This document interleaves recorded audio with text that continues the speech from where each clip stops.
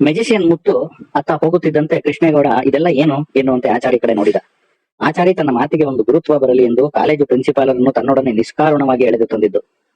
ಬೆಳಿಗ್ಗೆ ಪ್ರಿನ್ಸಿಪಾಲರ ಮನೆಗೆ ಹೋಗಿ, ನಿನ್ನೆ ನಿಮ್ ಕಾಲೇಜಿನಲ್ಲಿ ಗಲಾಟೆ ಆಗುತ್ತಲ್ಲ ಈ ಸುಲೇಮಾನ್ ಬ್ಯಾರಿ ಕಡೆಯವರ ಕುತಂತ್ರದಿಂದಲೇ, ಈಗಲೇ ಅವರಿಗೆ ಸರಿಯಾದ ತಿರುಮಂತ್ರ ಹಾಕದೇ ಇದ್ರೆ ನಿಮ್ ಕಾಲೇಜಿನಲ್ಲಿ ಇನ್ನು ಮುಂದೆ ಅತ್ಯಾಚಾರ ಅನಾಚಾರಗಳು ಆರಂಭವಾಗುತ್ತದೆ. ನಾನು ಇದಕ್ಕೆಲ್ಲ ಸರಿಯಾದ ಯೋಚನೆ ಮಾಡಿದ್ದೇನೆ, ನೀವು ನನ್ನೊಡನೆ ಬನ್ನಿ ಎಂದು ಆ ಬಡಪಾಯಿ ಮೂರ್ಖ ಶಿಖಾಮಣಿಯನ್ನು ತನ್ನ ಬೆನ್ನಿಗೆ ಹಾಕಿಕೊಂಡು ತಿರುಗುತ್ತಿದ್ದ. ಆತನೋ ತನಗೇನು ಈ ಊರಿನ ಆಗು ಹೋಗುಗಳಲ್ಲಿ ಪ್ರಮುಖ ಪಾತ್ರ ದೊರೆತಿದೆ ಎಂದು ತಿಳಿದು ಕುರಿಯಂತೆ ತಲೆ ತಗ್ಗಿಸಿ ಆಚಾರ್ಯ ಬೆನ್ನು ಹಿಡಿದಿದ್ದ. ಕೃಷ್ಣೇಗೌಡ ಇವರತ್ತ ತಿರುಗಿದ ಕೂಡಲೇ ಆಚಾರ್ಯ ಏಕಾಂತದಲ್ಲಿ ನಿಮ್ಮೊಡನೆ ಮಾತನಾಡುವುದಿದೆ ಎಂದು ಹೇಳಿ ಪ್ರಿನ್ಸಿಪಾಲರನ್ನು ಸುಬ್ಬೇಗೌಡರನ್ನು ಅಲ್ಲೇ ಕೂರಿಸಿ ಕೃಷ್ಣೇಗೌಡನನ್ನು ಕರೆದುಕೊಂಡು ಒಳಕೋಣೆಗೆ ನಡೆದ. ಏಕಾಂತದಲ್ಲಿ ಕೃಷ್ಣೇಗೌಡನದು ಆಚಾರ್ಯರು ಏಕವಚನದ ಸಂಭಾಷಣೆ ಶುರುವಾಯಿತು. ಹೆಂಗಸರ ಮರ್ಮಸ್ಥಳಗಳ ಬಗ್ಗೆ ಎಲ್ಲಾ ಮಾತನಾಡುವಷ್ಟು ಇಬ್ಬರು ಆತ್ಮೀಯರಾಗಿರುವಾಗ ಬಹುವಚನದ ಗೋಡೆ ಇರುತ್ತದೆಯೇ? ಅಲ್ಲೋ ಆಚಾರಿ, ನಿಂದೇನಯ್ಯ ಸಮಾಚಾರ? ನಿನಗ್ ತೆವಲಿದ್ರೆ ಅವ್ರ 4 ಜನ ಹೆಂಗಸರ ಜೊತೆ ಮಜಾ ಉಡಾಯಿಸಿ ಕಲಿತೋಕೋ. ಅದನ್ನ ಬಿಟ್ಟು ಅವ್ರನ್ನ ಊರೊಳಗೆ ಕಾಯಮಾಗಿ ಇಟ್ಕೊಂಡು ಯಾರ ಮನೆ ಹಾಳು ಮಾಡ್ಬೇಕು ಅಂತ ಇದೆಯಾ? ನಮ್ಮ ತೋಟದ ಬೇಲಿ ಹಿಂದೆನೆ ಈ ಸೂಳೆ ಮಕ್ಕಳು ಒಕ್ಕರಿಸಿದ್ದಾರೆ. ಅವ್ರಿಗೆ ಇಲ್ಲಿ ಜಾಗ ಕಾಯಂ ಮಾಡಿದರೆ ನಮ್ ಕೋಳಿ ಕುರಿ ಒಂದಾದ್ರೂ ಉಳಿತವೇನೋ ಎಂದು ಕೃಷ್ಣೇಗೌಡ ದಬಾಯಿಸಿದ. ಕೃಷ್ಣಪ್ಪ ನೋಡು, ನೀನ್ ಇದೇ ತಪ್ಪು. ನಾನೇನು ಹೆಂಗಸರಿಗೆ ಬಾಯಿ ಬಿಟ್ಕೊಂಡು ಕೂತಿದ್ದೀನಿ ಅಂತ ಮಾಡಿದ್ಯಾ? ಇಂಥವ್ರು ಎಷ್ಟು ಜನ ಹೆಂಗಸರು ನೋಡಿಲ್ಲ ನಾನು. ಯಾವ ದೂರದೃಷ್ಟಿಯಿಂದ ಈ ಮಾತು ನಿನ್ಗೆ ಹೇಳ್ತಾ ಇದ್ದೀನಿ ಅನ್ನೋದನ್ನ ಯೋಚಿಸು. ನೀನ್ ಅವ್ರಿಗೆ ಮನೆ ದಳಕ್ಕೆ ಜಮೀನ್ ಕೊಟ್ರು ಅವ್ರೇನ್ ಅಲ್ಲೇ ಉಳಿತಾರೆ ಅಂತ ತಿಳ್ಕೊಂಡಿಯಾ? ಅಲೆಮಾರಿ ತಿರುಕಲ್ವೇನವರು. ಈಗ ಒಂದಿಷ್ಟು ಮನೆ ದಳ ಅಳತೆ ಮಾಡ್ಕೊಡು, ಅಲ್ಲಿಗೆ ಅವರಿಗೆ ಓಟು ಸಿಗ್ತವೆ. ಸುಲೇಮಾನ್ ಬ್ಯಾರಿ ಕಡೆಯವ್ರನ್ನ ಸುಲಭವಾಗಿ ನಾವು ಮಟ್ಟ ಹಾಕ್ಬಹುದು. ಇಲ್ಲ ಎಲ್ಲಾದ್ರೂ ಅಪ್ಪಿತಪ್ಪಿ ಈ ಹರಿಜನರು ಸಾಬ್ರಿಗೆ ಓಟ್ ಕೊಟ್ರು ಈ ಸಾರಿ VP ಚೇರ್ಮನ್ ಗಿರಿ ತಾಲೂಕ್ ಬೋರ್ಡ್ ಅಧ್ಯಕ್ಷತೆ ಎಲ್ಲ ಸುಲೇಮಾನ್ ಬ್ಯಾರಿ ಕಡೆಯವ್ರಿಗೆ ಹೋಗ್ತದೆ. ನಿನಗೆ ಒಂದು ದಿನ ಮನೆಗೆ ಬಂದು ಅವರ ಕಡೆಯವರು ಎಷ್ಟಿದ್ದಾರೆ ನಮ್ ಕಡೆಯವ್ರು ಎಷ್ಟಿದ್ದಾರೆ ಲೆಕ್ಕ ಹಾಕಿ ತೋರಿಸ್ಕೊಡ್ತೀನಿ. ಈಗ ಸುಮ್ನೆ ನಾನು ಹೇಳಿದ್ದಕ್ಕೆ ಆಯ್ತು ಅನ್ನು. ಸಾಯಂಕಾಲ ಮುತ್ತು ಅವಳ ಮಗಳ ಜೊತೆ ಬಂದು ನೋಡ್ತಾನೆ. ಪಾಪ ಹೆಣ್ಮಗಳು ಏನೋ ಒಂದು ಆಸೆ ಇಟ್ಕೊಂಡಿರ್ತದೆ, ಬೇಡ ಅನ್ಬೇಡ. ಆಚಾರ್ಯ ಕೃಷ್ಣಪ್ಪನ ಎಲ್ಲ ಇಂದ್ರಿಯಗಳ ಮೇಲೂ ಸಂಮೋಹನ ಬೀರುವಂತೆ ಮಾತಾಡಿದ್ದ. ಸುಲೇಮಾನ್ ಬೇರಿ ಕೃಷ್ಣಪ್ಪನಿಗೆ ಮತ್ತೆ ಮರೆತಿದ್ದ ಚಿಂತೆ ಮರುಕಳಿಸಿತು. ಗೋಸಾಯಿಗಳು ಬೀಡು ಬಿಟ್ಟಿದ್ದ ಜಾಗಕ್ಕೆ ಹಿಂದೊಮ್ಮೆ ಸುಲೇಮಾನ್ ಬೇರಿಯೇ ಸಾಮಿಲ್ಲಾಗಿ ಅರ್ಜಿ ಹಾಕಿದ್ದ. ಅದನ್ನು ಹೇಗೋ 108 ತಕರಾರು ತೆಗೆದು ಒಕ್ಲಿಗರು ಲಿಂಗಾಯಿತರು ಅವನಿಗೆ ದಕ್ಕದಂತೆ ಮಾಡಿದ್ರು. ಕೃಷ್ಣಪ್ಪನಿಗೆ ಆಚಾರ್ಯ ಮಾತುಗಳಲ್ಲಿ ಸತ್ಯಾಂಶವೂ ಇದೆ ಎನ್ನಿಸಿತು. ಆದ್ರೂ ಆಚಾರ್ಯ ಚಟುವಟಿಕೆಗಳಿಗೆ ಮೂಲ ಸ್ಫೂರ್ತಿ ಆ ಗೋಸಾಯಿ ಹೆಂಗಸರೇ ಎಂದು ಅವನಿಗೆ ಗುಮಾನಿ ಮಾತ್ರ ಇದ್ದೇ ಇತ್ತು. ಅಲ್ಲೋ ಆಚಾರಿ, ನೀನು ಈ ಹೆಂಗಸರು ಹಿಂದೆ ಬಿದ್ದು ನಿನ್ ಜಾಗ ಭೂಮಿ ಎಲ್ಲವನ್ನೂ ಕಳ್ಕೊಂಡಿದ್ದಲ್ದೆ ಈಗ ಲೋಕನೆಲ್ಲ ಹಂಚೋದ ಕೊಟ್ಟಿದೆಯಲ್ಲ. ಸದ್ಯಕ್ಕೆ ಹೆಂಡತಿ ಒಬ್ಳು ಬೇಗ ಕಣ್ಮುಚ್ಚಿ ಬಚಾವಾದ್ಲು. ಇಲ್ಲಿವರೆಗೆ ಸುಲೇಮಾನ್ ಬೇರೆ ವಿರುದ್ಧ ಚಕಾರ ಎತ್ತಿದ್ದವನು ಈಗೇನಯ್ಯ ಇದ್ದಕ್ಕಿದ್ದಂಗೆ ನಿನಗೆ ಅವನ ಮೇಲೆ ನಿನಗೇನಯ್ಯ ಗೊತ್ತಾಗ್ತದೆ? ಹೆಂಡತಿ ಕಳ್ಕೊಂಡವ್ರ ತಾಪತ್ರಯ ಅಂತ ಹೆಂಡತಿ ಮನೇಲಿ ಇಟ್ಕೊಂಡೆ ನಿನ್ ಪೊಗರು ತಡೆಯೋಕಾಗ್ತಿಲ್ಲ. ನಿನ್ನ ಪೀಳಿಗೆ ಬಸ್ ಸ್ಟ್ಯಾಂಡ್ ಅಲ್ಲೆಲ್ಲ ಓಡಾಡ್ತಿವೆ. ಅದಿರ್ಲಿ, ಸುಲೇಮಾನ್ ಬೇರೆ ನಿನ್ ಮಂಡಿ ಎದ್ರೆ ಇನ್ನೊಂದು ಏಲಕ್ಕಿ ಮಂಡಿ ತರಿತಾನಂತೆ. ತಿಳ್ಕೊ, ನಾನ್ ಬಂದಿರೋದು ನನ್ನ ಹೆಂಗಸರ ತೆವಲಿಗಲ್ಲ ಕೃಷ್ಣಪ್ಪ. ನನ್ನ ಜೊತೆ ಪ್ರಿನ್ಸಿಪಾಲ್ ವೆಂಕಟರಾಯರು ಬಂದಿದ್ದಾರೆ. ಈಗ ಕಾಲೇಜ್ನಲ್ಲಿ ಸ್ಕೂಲಲ್ಲಿ ಎಲ್ಲ ಸುಲೇಮಾನ್ ಬೇರೆ ಕಡೆಯವರದ್ದೇ ಗಲಾಟೆ ಅಂತೆ. ಕಾಲೇಜಲ್ಲಿ ಯಕ್ಷಗಾನ ನಡೆಸೋಕು ಬಿಡದೆ ಕೊನೆಗೆ ಪೊಲೀಸ್ನವರ ಕರ್ಕೊಂಡ್ಬಂದು ತುಂಬಿ ನಿಲ್ಲಿಸಿದ್ರಂತೆ. ಎಲ್ಲದ್ ಬಂತು ನಿಮ್ ಮನೆ ಬರ? ನೀನು ನಿನ್ ಗ್ರಾಮದಲ್ಲಿ ಅಂಗೈಗಳ ಜಾಗ ಕೊಡೋಕೆ ಹೇಳ್ತಿದೀಯಾ? ಅಲ್ಲಿ ಸುಲೇಮಾನ್ ಬೇರೆ ಊರನ್ನೇ ನುಂಗ್ತಾ ಇದ್ದಾನೆ, ನೋಡ್ಕೊಂಡು ಕೂತಿದ್ದೀರಿ. ಕೃಷ್ಣೇಗೌಡನ ಮರ್ಮಕ್ಕೆ ಆಚಾರ್ಯ ಒಂದೊಂದು ಮಾತು ತಾಗತೊಡಗಿದವು. ಹೆಂಗಸರಿಗಾಗಿ ಆಚಾರ್ಯ ತನ್ನೆಲ್ಲಾ ಬುದ್ಧಿಶಕ್ತಿ ವಾಕ್ಶಕ್ತಿಗಳನ್ನು ಕೃಷ್ಣೇಗೌಡನ ಮೇಲೆ ಪ್ರಯೋಗಿಸಿದ. ಈ ಬ್ರಾಹ್ಮಣನ ಪ್ರಚಂಡ ನಾಲಿಗೆ ಎದುರು ಬಡಪಾಯಿ ಕೃಷ್ಣೇಗೌಡನ ಎಂಥ ಮಾತು ಬರ್ಬಿಟ್ಟವ್ರ ತೇಜಸ್. ಈ ಬ್ರಾಹ್ಮಣನ ಪ್ರಚಂಡ ನಾಲಿಗೆ ಎದುರು ಬಡಪಾಯಿ ಕೃಷ್ಣೇಗೌಡನ ಬುದ್ಧಿಶಕ್ತಿ ತತ್ತರಿಸತೊಡಗಿತ್ತು. ಸರಿ ಆಚಾರಿ, ನಾನು ಆಯ್ತು ಅಂದ್ರು ಇನ್ನೂ ಸುಮಾರು ಜನ VP ಮೆಂಬರ್ಗಳು ತಹಸೀಲ್ದಾರು ಎಲ್ಲ ಇದ್ದಾರಲ್ಲಯ್ಯ, ಅವ್ರಿಗೆಲ್ಲ ಸಮಜಾಯಿಸಿ ಹೇಳೋದು ಹೇಗೆ? ಸುಲೇಮಾನ್ ಬೇರಿಗೆ ಮಾತ್ರ ಜಾಗ ಕೊಡ್ಕೊಡುದು ಅಂತ ತಕರಾರು ಮಾಡಿ ಈಗ ಗೋಸಾಯಿಗಳಿಗೆ ಮಂಜೂರು ಮಾಡೋದಕ್ಕೆ ಹೋದ್ರೆ ಏನಂತಾರ ಅವರೆಲ್ಲ ಎಂದ ಕೃಷ್ಣೇಗೌಡ. ಅವ್ರ ಮಾತಿನಲ್ಲಿ ಅವ್ರದೇನೋ ಒಪ್ಪಿಗೆ ಇದ್ದಂತಿತ್ತು. ಅದಕ್ಕೆಲ್ಲ ನಾನ್ ಮಾಡ್ತೀನಿ. ಅದಕ್ಕೆ ಸುಬ್ರೇಗೌಡರು ಪ್ರಿನ್ಸಿಪಾಲ್ರನ್ನು ಕರ್ಕೊಂಡ್ ಬಂದಿರೋದು. ಸರ್ಕಾರದವರು ಬಡವರಿಗೆ ನಿವೇಶನ ಅಂತ ಒಂದು ಯೋಜನೆ ತಯಾರು ಮಾಡಿದ್ದಾರೆ. ಅದನ್ನ ಹಿಡ್ಕೊಂಡು ತಹಸೀಲ್ದಾರನ್ನ ಬಗ್ಗಿಸ್ಬೇಕು. ಮಿಕ್ಕೋರ್ ಹತ್ರ ಪ್ರಿನ್ಸಿಪಾಲರ್ನ ಕಳಿಸ್ತೀನಿ. ಆಚಾರ್ಯ ಸ್ಥಳದಲ್ಲೇ ಯೋಚನೆ ಮಾಡಿ ಮುಂದಿನ ಯೋಚನೆಯ ನೀಲಿ ನಕ್ಷೆ ಕೊಟ್ಟ. ಆಚಾರ್ಯ ಪ್ರಚಂಡ ಬುದ್ಧಿಯನ್ನು ಎಂದೋ ತಿಳಿದಿದ್ದ ಕೃಷ್ಣಪ್ಪ ಆಚಾರ್ಯ ಯೋಜನೆಗೆ ಮೆಚ್ಚಿ ತಲೆಯಾಡಿಸಿದ. ಕೋಣೆಯಿಂದ ಕೃಷ್ಣಪ್ಪ ಗೌಡನ ಜೊತೆಗೆ ಬಂದ ಆಚಾರ್ಯ ಪ್ರಿನ್ಸಿಪಾಲರಿಗೆ, ಎಲ್ಲ ಮಾತಾಡಿದ್ದೇನೆ, ಮುಂದಿನ ಕೆಲಸ ಏನಿದ್ರು ನೀವೇ ಮಾಡ್ಬೇಕು. ವಿಷಯ ನಿಮಗ್ ತಿಳಿಸ್ತೀನಿ. ವೆಂಕಟೇಶ್ವರನ ಕೃಪೆ ಏನಿದ್ರು ಸರಿ ಹೋಗ್ತದೆ ಎಂದ. ಹಿಂದೂ ಗೊತ್ತಿಲ್ಲದ ಮುಂದೂ ಗೊತ್ತಿಲ್ಲದ ಪ್ರಾಚಾರ್ಯ ಮಹಾಶಯ ತನ್ನ ಹೆಡ್ಡತನ ಮುಚ್ಚಿಕೊಳ್ಳಲು ತಲೆಯಾಡಿಸಿ ಆಚಾರ್ಯರಿಗೆ ಎದ್ದು ಹೊರಟ. ದಪೇದಾರ ಜೋಗಪ್ಪ ಕೃಷ್ಣೇಗೌಡರ ತೋಟಕ್ಕೆ ಪೊಲೀಸು ಪಹರೆ ಹಾಕಲು ಮುಂದಾಗದೇ ಇದ್ದುದಕ್ಕೆ ಕಾರಣ, ಹೀಗೆ ಸತಾಯಿಸಿದರೆ ಕೊನೆಗೆ ಲಂಚ ಬಿಚ್ಚುತ್ತಾನೆ, ಅನಂತರ ಬೀಟ್ ಹಾಕಿದರೆ ಆಯ್ತು ಎನ್ನುವ ನಂಬಿಕೆಯ ಮೇಲೆ ಜೂನಿಯರ್ ಕಾಲೇಜಿನ ಸಮಾರಂಭಕ್ಕೆ ಪೊಲೀಸ್ ನೆರವನ್ನು ಪ್ರಿನ್ಸಿಪಾಲರು ಕೇಳಿದ್ದೂ ಕಾರಣವಿತ್ತು. ಆ ಕಾಲೇಜಿನ ಮೂರ್ಖ ಪ್ರಿನ್ಸಿಪಾಲರು ಸಮಾರಂಭ ಸಾಂಗವಾಗಿ ನೆರವೇರಲು ಪೊಲೀಸರ ನೆರವನ್ನು ಕೋರುತ್ತಿದ್ದಂತೆಯೇ ಜೂನಿಯರ್ ಕಾಲೇಜಿನ ಯಾವೊಂದು ಸಮಾರಂಭವೂ ಸುಸೂತ್ರವಾಗಿ ನೆರವೇರುತ್ತಿರಲಿಲ್ಲ. ಕರಿಯ ಪೊಲೀಸ್ ವ್ಯಾನ್ ಅನ್ನು ನೋಡಿದ ಕೂಡಲೇ ಕಡ್ಡಾಯವಾಗಿ ಹುಡುಗರಿಗೆ ತಳಮಳ ಆರಂಭವಾಗುತ್ತಿತ್ತು. ಶಿಲೆಗಳು ಆರಂಭವಾಗುತ್ತಿದ್ದವು. ಪೊಲೀಸರಿಗೂ ಹುಡುಗರಿಗೂ ಮುಕುಳಿ ಮೇಲೆ ಲಾಟು ಆಡಿಸುವ ಚಪಲ ಆರಂಭವಾಗ್ತಿತ್ತು. ಇದಕ್ಕೆಲ್ಲ ಆ ಮೂರ್ಖನು ಪುಕ್ಕಲನು ಆದ ಪ್ರಿನ್ಸಿಪಾಲ್ ಮಹಾಶಯನ ಸಭೆ ಸಾಂಗವಾಗಿ ನೆರವೇರಿಸುವ ಹಂಬಲವೇ ಕಾರಣವಾಗಿತ್ತು. ಜೂನಿಯರ್ ಕಾಲೇಜಿನ ಸಭೆಗೆ ಮುಖ್ಯ ಅತಿಥಿಗಳಾಗಿ ಸಂಶೋಧನಾ ಕೇಂದ್ರದ ಮುಖ್ಯಸ್ಥ ಡಾಕ್ಟರ್ ಪಾಟೀಲ್ರನ್ನ ಕರೆಸಿದ್ರು. ಗೂಗ್ಲಿ, ರಮೇಶ, ರಫಿ ಎಲ್ಲ ಬೆಳಗಿನಿಂದನೇ ರಾಮಚಂದ್ರನ್ ಜೊತೆ ವಾದ ಮಾಡಿ ಕೊನೆಗೂ ಅವನನ್ನು ಒಪ್ಪಿಸಿ ಪಾಟೀಲ್ರಿಗೆ ಅವರ ಮಂತ್ರತಂತ್ರಗಳ ಬಗ್ಗೆ ನಾವು ಪ್ರಶ್ನೆ ಕೇಳಲೇಬೇಕೆಂದು ತೀರ್ಮಾನಿಸಿದ್ದರು. ಏಕೆಂದ್ರೆ ವಿಚಾರವಾದಿಗಳ ಸಂಘ ಆರಂಭ ಆದಾಗ್ಲಿಂದ ವಿಚಾರವಾದಿಗಳಿಗೆ ಯಾವುದೇ ಒಂದು ಕಾರ್ಯಕ್ರಮವೇ ಸಿಕ್ಕದೆ ಎಲ್ಲಿ ತಮ್ಮ ಜಾತಿ ವಿನಾಶ ಸಂಘಕ್ಕಾದ ಗತಿಯೇ ಇದಕ್ಕೂ ಆಗುತ್ತದೋ ಎಂದು ಅವರಿಗೆ ದಿಗಿಲಾಗಿ ಹೋಗಿತ್ತು. ಅಷ್ಟೇ ಅಲ್ಲದೆ ಈಚೆಗೆ ತಮ್ಮ ಮೇಲೆ ಪೋಖರಿಗಳೆಂದು ಬಂದಿರಬಹುದ ಅಪಖ್ಯಾತಿಯನ್ನು ತೊಳೆದು ಹಾಕಬೇಕೆಂದ ಹಂಬಲವೂ ಅವರಿಗಿತ್ತು. ಅವರು ತಮ್ಮ ಧೋರಣೆಯ ಚಟುವಟಿಕೆಗಳಿಗೂ ಒಂದು ಸೈದ್ಧಾಂತಿಕ ತಳಹದಿ ಇದೆ ಎಂದು ತೋರಿಸಿಕೊಳ್ಳಲು ಕಾತರರಾಗಿದ್ದರು. ಆದ್ದರಿಂದಲೇ ಅಲ್ಲಿ ಕೇಳಬೇಕಾದ ಪ್ರಶ್ನೆಗಳನ್ನು ರಾಮಚಂದ್ರನನ್ನೇ ಪೀಡಿಸಿ ಅವನಿಂದಲೇ ಸಿದ್ಧಪಡಿಸಿದ್ದರು. ಅಂತೂ ಕಾರ್ಯಕ್ರಮದ ವೇಳೆಗೆ ಅವರೆಲ್ಲ ಪ್ರಶ್ನೆಗಳನ್ನು ಸರಿಯಾಗಿ ಬಾಯಿಪಾಠ ಮಾಡಿಕೊಂಡು ಬಂದು ಕುಳಿತಿದ್ದರು. ಆದರೆ ಕಾಲೇಜು ಹುಡುಗಿಯರೆಲ್ಲ ಕಣ್ಣು ಪೂರೈಸುವ ಉಡುಗೆ ತೊಟ್ಟು ಫಳ ಫಳ ಹೊಳೆಯುತ್ತಾ ಸಭಾಂಗಣಕ್ಕೆ ಆಗಮಿಸುತ್ತಿದ್ದಂತೆಯೇ ಕ್ರಾಂತಿಕಾರಿಗಳಿಗೆ ಅನವಶ್ಯಕ ಗಾಬರಿ ದಿಗಿಲು ಆರಂಭವಾಗಿ ಪ್ರಶ್ನೆಗಳು ಕೆಲವರಿಗೆ ಒಂದೊಂದಾಗಿ ಮರೆತು ಹೋಗತೊಡಗಿದವು. ಅವರ ಸೈದ್ಧಾಂತಿಕ ತಳಹದಿ ಮೆಲ್ಲನೆ ಕುಸಿಯಲಾರಂಭಿಸಿತ್ತು. ಕಾಲೇಜು ಸುಂದರಿ ವನಜಾಕ್ಷಿಯಿಂದ ಸ್ವಾಗತ ಗೀತೆ ಆರಂಭವಾಯಿತು. ಆಕೆ ಯಾವುದೋ ಪ್ರೇಮ ಗೀತೆ ಅಂತ ಸ್ವಾಗತ ಗೀತೆಯನ್ನು ಸುಶ್ರಾವ್ಯವಾಗಿ ಹಾಡಿದಳು. ಹುಡುಗರೆಲ್ಲ ಭಾವೋದ್ವೇಗದಿಂದ ಕೇಳಿದರು. ಪ್ರತಿಯೊಬ್ಬರೂ ಅವಳು ತಮ್ಮನ್ನು ಉದ್ದೇಶಿಸಿಯೇ ಹಾಡುತ್ತಿದ್ದಾಳೆ ಎಂದು ತಿಳಿದು ಅವಳ ಕಂಠಶ್ರೀಯನ್ನು ಮನಸಾರೆ ಸವಿಯುತ್ತಾ ಪುಂಗಿಯ ನಾದಕ್ಕೆ ತಲೆಯಾಡಿಸುವ ಹಾವುಗಳಂತೆ ಓಲಾಡಿದರು. ವನಜಾಕ್ಷಿಯ ಹಾಡು ಮುಗಿಯಿತು. ಆದ್ರೆ ಅವಳು ವೇದಿಕೆಯಿಂದ ಇಳಿಯುವುದು ಹುಡುಗರಿಗೆ ಸುತಾರಾಮ್ ಇಷ್ಟವಿರಲಿಲ್ಲ. ಅವರು ಇದನ್ನೊಂದು ಭಾವಗೀತೆಯ ಕಾರ್ಯಕ್ರಮ ಎನ್ನುವಂತೆಯೇ ತಿಳಿದು ಒನ್ಸ್ ಮೋರ್ ಎಂದು ಕೂಗತೊಡಗಿದರು. ವನಜಾಕ್ಷಿಗೆ ತನ್ನ ಅಗಾಧ ಅಭಿಮಾನಿಗಳ ಬಳಗವನ್ನು ನೋಡಿ ಇನ್ನೊಂದು ಹಾಡು ಹಾಡಲು ಇಷ್ಟವಾಗಿ ಅನುಮತಿಗಾಗಿ ಪ್ರಿನ್ಸಿಪಾಲರತ್ತ ನೋಡುತ್ತಾ ವೇದಿಕೆಯ ಮೇಲೆಯೇ ನಿಂತಿದ್ದಳು. ಪ್ರಿನ್ಸಿಪಾಲರಿಗೆ ಅರ್ಥವಾಯಿತು, ಇವತ್ತಿನ ಕಾರ್ಯಕ್ರಮವನ್ನು ಸಂಪೂರ್ಣ ಹಾದಿ ತಪ್ಪಿಸುವ ಹವಣಿಕೆಯಲ್ಲಿದ್ದಾಳೆ ಎಂದು. ನೋಡಿ, ಅದಕ್ಕೆ ಹೇಳಿದ್ದು, ಯಾರು ಒಬ್ಬರು ಕೈಯಿಂದ ಸ್ವಾಗತ ಗೀತೆ ಆಡಿಸಿ ಅಂತ ಎಂದು ಇಂಗ್ಲಿಷ್ ಮೇಷ್ಟರ ಕಡೆ ತಿರುಗಿ ಕೊಣಗಿದರು. ಒಪ್ಪಿಕೊಂಡ್ರೆ ಮತ್ತೆ ಒನ್ಸ್ಪೋರ್ಗಳು ಶುರುವಾಯ್ತದೆ, ಬೇಡ ಅಂದ್ರೆ ಪ್ರಿನ್ಸಿಪಾಲ್ಗೆ ಧಿಕ್ಕಾರ ಅಂತ ಶುರುವಾಯ್ತದೆ. ಅಂತೂ ತಡವರಿಸುತ್ತಾ ಎದ್ದು ಮೈಕಿನ ಬಳಿಗೆ ಬಂದು ವನಜಾಕ್ಷಿಗೆ ಹೋಗಲು ಹೇಳಿದರು. ದಯವಿಟ್ಟು ವಿದ್ಯಾರ್ಥಿಗಳು ಶಾಂತರಾಗಿ ಕುಳಿತುಕೊಳ್ಳಬೇಕು. ಇದು ಸ್ವಾಗತ ಗೀತೆ, ಮುಂದೆ ಅತಿಥಿಗಳ ಭಾಷಣ ಇದೆ, ಕಾರ್ಯಕ್ರಮ ಮುಂದುವರಿಯುವುದಕ್ಕೆ ಅವಕಾಶ ಕೊಡಬೇಕು ಎಂದು ಪ್ರತಿ ಸಮಾರಂಭದಲ್ಲೂ ಹೊರಳುವಂತೆ ಮೈಕಿನಲ್ಲಿ ಅದೇ ದಾಟಿಯಲ್ಲಿ ಅದೇ ದನಿಗಳಲ್ಲಿ ವಿದ್ಯಾರ್ಥಿಗಳಲ್ಲಿ ಮನವಿ ಮಾಡಿಕೊಂಡ್ರು. ಹತ್ತೇರಿ ಇವನು ಯಾರೋ ಇನ್ನೊಬ್ಬ ಬಂದ ಎಂದು ಕೂಗಿದ. ಪ್ರಿನ್ಸಿಪಾಲ್ರಂತೆ ನಮ್ಮ ಪ್ರಾಣ ತಿಂತಾನಲೆಯಾ ಎಂದು ಇನ್ನೊಬ್ಬ ಗಟ್ಟಿಯಾಗಿ ಹಿಂದಿನಿಂದ ಕೂಗಿದ. ವನಜಾಕ್ಷಿ ಇಳಿದು ನಿರ್ಗಮಿಸಿದ್ದಕ್ಕಿಂತಲೂ ಪ್ರಿನ್ಸಿಪಾಲರ ಆಗಮನ ವಿದ್ಯಾರ್ಥಿಗಳಿಗೆ ಹೆಚ್ಚು ಘೋರವಾಗಿ ಕಂಡಿತು. ಹಿಂದಿನಿಂದ ಸಿಳ್ಳೆಗಳು ಆರಂಭವಾದವು. ಅಷ್ಟರಲ್ಲಿ ಕಾರ್ಯದರ್ಶಿ ಅತಿಥಿಗಳ ಪರಿಚಯ ಮಾಡತೊಡಗಿದ. ಅತಿಥಿಗಳಾದ ಪಾಟೀಲರು ಮಹಾ ವಿಜ್ಞಾನಿಗಳೆಂದು, ಧಾರ್ಮಿಕರೆಂದು, ಶಾಸ್ತ್ರಾಚಾರ ಸಂಪನ್ನರೆಂದು, ಅವತಾರ ಪುರುಷರೆಂದು ಬಾಯಿಗೆ ಬಂದ ಹಾಗೆ ಹೊಗಳಿದ. ಈ ರೀತಿ ಅವರನ್ನ ಕಾರ್ಯದರ್ಶಿ ಹೊಗಳಿದ್ದು ಅಲ್ಲಿ ಮೊದಲೇ ನಿರ್ಧರಿಸಿಕೊಂಡಿದ್ದ ತಂತ್ರವಾಗಿತ್ತು. ಹೇಗಾದ್ರೂ ಮಾಡಿ ಪಾಟೀಲರನ್ನ ಬುಟ್ಟಿಗೆ ಹಾಕಿಕೊಳ್ಳುವುದು ಹಿಂದೂವಾದಿಗಳ ಉಪಾಯದ ಒಂದು ಅಂಗವಾಗಿತ್ತು. ಕಾರ್ಯದರ್ಶಿಯ ಬೋಪರಾಕುಗಳೆಲ್ಲ ಕೇಳುತ್ತಿದ್ದಂತೆ ವಿಚಾರವಾದಿಗಳಿಗೆ ಸಿಟ್ಟು ಬಂತು. ಇನ್ನೇನು ಕಾರ್ಯದರ್ಶಿಯ ಪರಿಚಯ ಭಾಷಣ ಮುಗಿಯುತ್ತಾ ಬಂತು. ಪ್ರಶ್ನೆ ಕೇಳುವ ಹೊತ್ತು ಸನ್ನಹಿತವಾಗುತ್ತಿದೆ. ತಲೆಯೊಳಗೆ ಬರೀ ಹುಡುಗಿಯರ ಫಳಫಳ ಗೋಚರಿಸುತ್ತಿದೆಯೇ ಹೊರತು ಪ್ರಶ್ನೆಗಳು ಒಂದೂ ಜ್ಞಾಪಕಕ್ಕೆ ಬರುತ್ತಿಲ್ಲ. ರಾಮಚಂದ್ರನನ್ನಾದರೂ ನಿರ್ದೇಶನಕ್ಕೆ ಕೇಳೋಣವೆಂದರೆ ರಾಮಚಂದ್ರ ತಾನು ಸಮಾರಂಭಕ್ಕೆ ಬರುವುದಿಲ್ಲ ಎಂದು ಮೊದಲೇ ಹೇಳಿಬಿಟ್ಟಿದ್ದಾನೆ. ಗೂಗ್ಲಿ, ರಮೇಶ, ಚಂದ್ರ, ಅಂಗಾರ ಎಲ್ಲ ಒಬ್ಬರನ್ನೊಬ್ಬರು ನೀನ್ ಕೇಳೋ ಎಂದು ತಿಳಿದುಕೊಳ್ಳುತ್ತಿದ್ದಾರೆ. ಅಷ್ಟರಲ್ಲಿ ಕಾರ್ಯದರ್ಶಿ ವಿದ್ಯಾರ್ಥಿಗಳು ಅತಿಥಿಗಳ ಭಾಷಣವನ್ನು ಶಾಂತ ರೀತಿಯಿಂದ ಕೇಳಬೇಕೆಂದು ಮನವಿ ಮಾಡಿ ಕುಳಿತುಕೊಂಡ. ಅತಿಥಿಗಳಾದ ಪಾಟೀಲರು ಎದ್ದು ನಿಂತರು. ಅಂಗಾರ ಎದ್ದು ನಿಲ್ಲುವ ಧೈರ್ಯ ಮಾಡಿದ. ನಾವು ಅತಿಥಿಗಳಿಗೆ ವಿಚಾರವಾದಿಗಳ ಸಂಘದಿಂದ ಕೆಲವು ಪ್ರಶ್ನೆಗಳನ್ನ ಕೇಳಬೇಕು ಅಂತ ಬಂದಿದ್ದೀವಿ ಎಂದು ಗಂಭೀರವಾಗಿ ಹೇಳಿದ. ಪ್ರಿನ್ಸಿಪಾಲರಿಗೆ ದೊಡ್ಡ ಅಪಶಕುನ ನೀಡಿದಂತಾಗಿ ಜೀವವೇ ಹೋದಂತಾಯ್ತು. ಕ್ರಿಶ್ಚಿಯನ್ನನಾದ ಅಂಗಾರ ಎದ್ದು ನಿಂತದ್ದನ್ನು ನೋಡಿದ ಕೆಸರೂರಿನ ಕ್ರಿಶ್ಚಿಯನ್ನರು ತಮ್ಮ ವಿರೋಧಿಗಳಾದ ಮುಸ್ಲಿಂ ಗುಂಪಿಗೆ ಸೇರಿದ್ದಾರೆಂದು ತೀರ್ಮಾನಿಸಿದ. ಹುಡುಗರನ್ನು ಆತ ಸದಾ ತನ್ನನ್ನು ತೊಂದರೆಗೆ ಸಿಕ್ಕಿಸಬೇಕೆಂದು ವಿರೋಧಿ ಸಮೂಹ ಎಂದೇ ತಿಳಿದಿದ್ದ. ಎದ್ದು ಬೇಗ ಮೈಕಿನ ಬಳಿ ಬಂದು, ಜೋಸೆಫ್ ಅಂಗಾರ, ಕುಳಿತುಕೊಳ್ಳಿ. ಇದು ಚರ್ಚಾ ಸ್ಪರ್ಧೆಯಾಗ್ಲಿ ವಿಚಾರ ವೇದಿಕೆ ಆಗ್ಲಿ ಅಲ್ಲ. ಮುಂದೆ ಕಾರ್ಯಕ್ರಮಗಳಿದಾವೆ, ಯಕ್ಷಗಾನ ಇದೆ, ಪ್ರಶ್ನೋತ್ತರ ಆರಂಭಿಸಿದರೆ ಇದಕ್ಕೆಲ್ಲ ತೊಂದರೆ ಆಗುತ್ತೆ ಎಂದ. ಅಂಗಾರನಿಗೆ ಮುಂದೇನು ಮಾಡಬೇಕೆಂದು ಸರಿಯಾಗಿ ತಿಳಿಲಿಲ್ಲ. ಜೊತೆಗೆ ಹುಡುಗಿಯರೆಲ್ಲ ಒಮ್ಮೆಗೆ ಹಿಂದಿರುಗಿ ಇವನು ಯಾರೆಂದು ನೋಡಿದ್ರು. ಅಲ್ಲಿಗೆ ಅಂಗಾರನಿಗೆ ಯಾಕೆ ನಿಂತಿದ್ದೇನೆ ಎನ್ನುವುದೇ ಸಂಪೂರ್ಣ ಮರೆತು ಹೋಗಿ ಸುಮ್ಮನೆ ನಿಂತು ಬಿಟ್ಟ. ಪಕ್ಕದಲ್ಲಿಯೇ ಕುಳಿತಿದ್ದ ವಯಸ್ಕರಿಬ್ಬರು ಆತ ನಿಂತೆ ಇದ್ದನ್ನು ಪ್ರತಿಭಟನೆ ಎಂದು ತಿಳಿದು ಎದ್ದು ಕುಳಿತುಕೋ ಎಂದು ಅವನ ಹೆಗಲು ಹಿಡಿದು ಒತ್ತಲಾರಂಭಿಸಿತು. ಮಿಕ್ಕ ವಿಚಾರವಾದಿಗಳಿಗೆ ಅಂಗಾರನನ್ನು ಏಕಾಂಗಿಯಾಗಿ ಸಿಕ್ಕಿಸಿ ಬಿಟ್ಟಿದ್ದೇವೆ ಎಂದನಿಸಿತು. ಮೆಲ್ಲಗೆ ಚಂದ್ರ ಎದ್ದ. ಅಂಗಾರನನ್ನು ಬಲಾತ್ಕಾರಿಸುತ್ತಿರುವವರಿಗೆ, ರೀ ಯಾಕ್ರಿ ಅವನು ಕೊಡಿಸ್ತೀರಿ, ನಾವು ಕಾಲೇಜಿಗೆ ಬಂದಿರೋದೇ ಪ್ರಶ್ನೆ ಕೇಳಕ್ಕೆ, ವಿಷಯ ತಿಳ್ಕೊಳಕ್ಕೆ, ಭಜನೆ ಮಾಡೋದಕ್ಕಲ್ಲ ಎಂದು ತನ್ನ ಜ್ಞಾನದಾಹವನ್ನು ತಿಳಿಸಿದ. ಅವನ ಮಾತು ಮುಗಿಯುವುದರೊಳಗೆ ಗೂಗ್ಲಿ, ರಮೇಶ, ತಮ್ಮಣ್ಣ, ಜಗದೀಶ, ಇಂಗ್ಲಿಷ್ ಗೌಡ ಇತ್ಯಾದಿ ವಿಚಾರಿ ಸಂಘದ ಸಮೂಹವೇ ಎದ್ದು ನಿಂತಿತು. ಪ್ರಿನ್ಸಿಪಾಲ್ರಿಗೆ ದೆವ್ವ ಹಿಡಿದವನಂತೆ ಸೈಲೆಂಟ್ ಕೂತ್ಕೊಳ್ಳಿ ಎಂದು ಕಿರಿಚತೊಡಗಿದ. ರಮೇಶ ಪರಿಚಯ ಭಾಷಣ ಮಾಡಿ ಇನ್ನೂ ವೇದಿಕೆ ಮೇಲೆಯೇ ನಿಂತಿದ್ದ ಕಾರ್ಯದರ್ಶಿಗೆ, ಅಲ್ರಿ ಇವ್ರು ಬಹಳ ದೊಡ್ಡ ವಿಜ್ಞಾನಿಗಳು ಅಂತೀರಿ, ಮತ್ತೆ ಯಾಕ್ರಿ ತಂತ್ರ ಮಂತ್ರ ಮಾಡ್ತಾರೆ, ವಿಜ್ಞಾನಕ್ಕೂ ಇದಕ್ಕೂ ಏನ್ ಸಂಬಂಧ ಎಂದು ಕೂಗಿದ. ಆ ವೇಳೆಗೆ ವಿಚಾರವಾದಿಗಳಿಗೆ ಸಭಾಕಂಪನ ಸಾಕಷ್ಟು ಕಡಿಮೆಯಾಗಿತ್ತು. ನೋ, ಇದು ಸಭೆ, ಇಲ್ಲೆಲ್ಲ ಅವರ ಪರ್ಸನಲ್ ವಿಷಯ ಎತ್ತುಕೊಡೋದು, ಅವರನ್ನ ಅತಿಥಿಗಳು ಅಂತ ಕರೆಸಿದ್ದೇವೆ, ಅವರಿಗೆ ಮರ್ಯಾದೆ ಕೊಡಬೇಕು ಎಂದು ಪ್ರಿನ್ಸಿಪಾಲ್ ಕೂಗಿದ. ಗಲಭೆಯನ್ನು ಕೌತುಕದಿಂದ ನೋಡುತ್ತಿದ್ದ ಪಾಟೀಲರು ಇನ್ನು ತಮ್ಮ ಕೇಸನ್ನು ಪ್ರಿನ್ಸಿಪಾಲರಿಗೆ ವಕಾಲತ್ತಿಗೆ ಬಿಟ್ಟರೆ ತಮ್ಮ ಮರ್ಯಾದೆಯನ್ನು ಸಂಪೂರ್ಣ ತೆಗೆಯುತ್ತಾರೆ ಎಂದು ತಿಳಿದುಕೊಂಡ್ರು. ಅದು ಹೇಗ್ರಿ ಪರ್ಸನಲ್ ವಿಷಯ, ನಾವೇನು ಅವ್ರ ಮನೆಯ ವಿಷಯ ಕೇಳ್ತಾ ಇದೀವ, ವಿಜ್ಞಾನಿ ಅಂದ್ಮೇಲೆ ವಿಜ್ಞಾನದಲ್ಲಿ ನಂಬಿಕೆ ಇರಬೇಕು, ಮೂಢನಂಬಿಕೆ ಇರಬಾರ್ದು ಎಂದು ಗಟ್ಟಿಯಾಗಿ ಹೇಳಿದ ರಫೀಕ್ ಅಹಮದ್ ಶಿಟ್ಟೌನ್.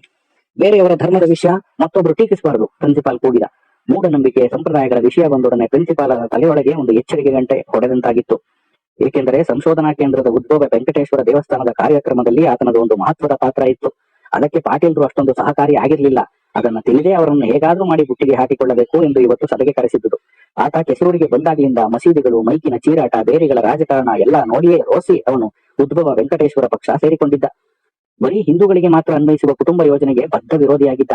ಕುಟುಂಬ ಯೋಜನಾ ಸಪ್ತಾಹಕ್ಕೆ ರಜಾ ದಿನಗಳಲ್ಲಿ ಕಾಲೇಜು ಕಟ್ಟಡ ಬಿಟ್ಟುಕೊಡುವುದಿಲ್ಲವೆಂದು ವಿರೋಧಿಸಿದ್ದ. ಪ್ರಶ್ನೆಗೆ ಅವಕಾಶ ಕೊಟ್ಟರೆ ಪಾಟೀಲರನ್ನು ಕರೆಸುವ ತಮ್ಮ ಉದ್ದೇಶ ಹಾಳಾಗುವುದರ ಜೊತೆಗೆ ತನ್ನ ಪರ್ಸನಲ್ ವಿಷಯಗಳನ್ನೂ ಹುಡುಗರು ಹೊರಗೆ ತೆಗೆಯುತ್ತಾರೆ ಎನ್ನುವ ದಿಗಿಲು ಆತನಿಗೆ. ಸಭೆಯ ಗೊಂದಲವನ್ನು ಆತ ಅಡಗಿಸುವ ಪ್ರಯತ್ನದಲ್ಲೇ ಸಭೆಯನ್ನು ಇನ್ನಷ್ಟು ಗೊಂದಲಕ್ಕೆ ತಳ್ಳಿದ್ದ. ಪಾಟೀಲರು ಮೈಕ್ ಕೇಳಿದರೂ ಕೊಡದೆ ಗಟ್ಟಿಯಾಗಿ ಹಿಡಿದುಕೊಂಡು ಸೈಲೆನ್ಸ್ ಸೈಲೆನ್ಸ್, ಕೂತ್ಕೊಳ್ಳಿ, ಶಾಂತಿ ಎಂದೆಲ್ಲ ಕೂಗಿದ. ಪಾಟೀಲರು ಮೈಕ್ ದೊರೆಯದೇ ಇದ್ದುದರಿಂದ ಹಾಗೆ ರಫಿ ಕಡೆಗೆ ತಿರುಗಿ ಗಟ್ಟಿಯಾಗಿ, ನೋಡಿ, ನಾನು ಮಂತ್ರ ಮಾಯ ಮಾಡೋ ವಿಜ್ಞಾನಿ ಅಲ್ಲ. ಕ್ಷೇಳ ಮಂತ್ರ ಒಂದು ಬಗೆಯ ಚಿಕಿತ್ಸೆ ಅಷ್ಟೇ. ಅದರ ಸತ್ಯಾಸತ್ಯಗಳನ್ನು ವೈಜ್ಞಾನಿಕವಾಗಿ ತಿಳಿಯಬೇಕಾದ್ದು ವಿಜ್ಞಾನ. ನಿಮಗೆ ಪೂಜೆ ಪುನಸ್ಕಾರ, ದೇವರು, ಸಂತರ್ಪಣೆ ಯಾವುದೂ ನಂಬಿಕೆ ಇಲ್ಲ ನನಗೆ. ಅದಕ್ಕೆ ನನ್ನ ಬೆಂಬಲವೂ ಇಲ್ಲ. ಪ್ರಿನ್ಸಿಪಾಲರ ಆರ್ಭಟಗಳ ನಡುವೆ ಪಾಟೀಲರ ಮಾತಿನ ತುಣುಕುಗಳು ಹಿಂದೆ ಕುಳಿತಿದ್ದವರಿಗೆ ಕೇಳಿಸಿದವು. ಮುಂದುಗಡೆ ಕುಳಿತಿದ್ದವರೊಬ್ಬರು ಎದ್ದು ತಿರುಗಿ, ದೇವರಲ್ಲಿ ನಂಬಿಕೆ ಇದ್ದವರು ದೇವರ ಪೂಜೆ ಮಾಡ್ತಾರೆ, ಮಂತ್ರದಲ್ಲಿ ನಂಬಿಕೆ ಇದ್ದವರು ಮಂತ್ರ ಮಾಡ್ತಾರೆ, ನಿಮಗೇನ್ರಯ್ಯ ಎಂದು ಹುಡುಗರಿಗೆ ಜೋರು ಮಾಡಿದರು. ಅವರು ಪಾಟೀಲರು ಹುಡುಗರಿಗೆ ಎದುರಿ ಈ ರೀತಿ ಮಾತಾಡ್ತಾ ಇದ್ದಾರೆ ಎಂದು ತಿಳಿದುಕೊಂಡಿದ್ದರು.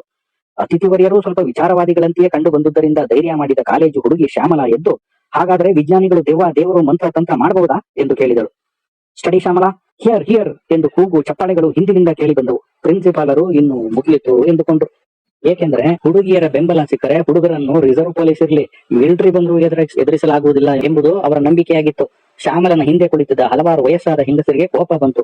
ಅವರು ಕಾರ್ಯಕ್ರಮದ ಕೊನೆಯಲ್ಲಿ ಪ್ರಹ್ಲಾದ ಪ್ರಕರಣ ಯಕ್ಷಗಾನ ನೋಡಲು ಬಂದಿದ್ದವರು. ಅವರು ಶ್ಯಾಮಲಾಳನ್ನು ತರಾಟೆಗೆ ತೆಗೆದುಕೊಂಡ್ರು. ನೀನು ಏನಮ್ಮ ಆಗಿದೆ ಹುಡುಗಿ? ಈ ಹುಡುಗರು ಬೀದಿಲೆ ಕಾಲ ಕಳೆಯವು, ಅವಕ್ಕೇನ್ ಜವಾಬ್ದಾರಿ ಇದೆಯೇ? ನೀನ್ ಮುಂದೆ ದೊಡ್ಡೋಳಾಗಿ ಹೆತ್ತೋರ್ ಮನೆಗೆ, ಕೈ ಹಿಡಿದವ್ರ ಮನೆಗೆ ಮರ್ಯಾದೆ ತರಬೇಕಾದವಳು ಈ ಹುಡುಗರ ಮಾತಿಗೆ ಮರಳಾಗಿ ಗಂಡುಬೀರಿ ತರ ಹೆಸರು ತಗೋತೀಯ? ಕೂತ್ಕೋ ಎಂದರು.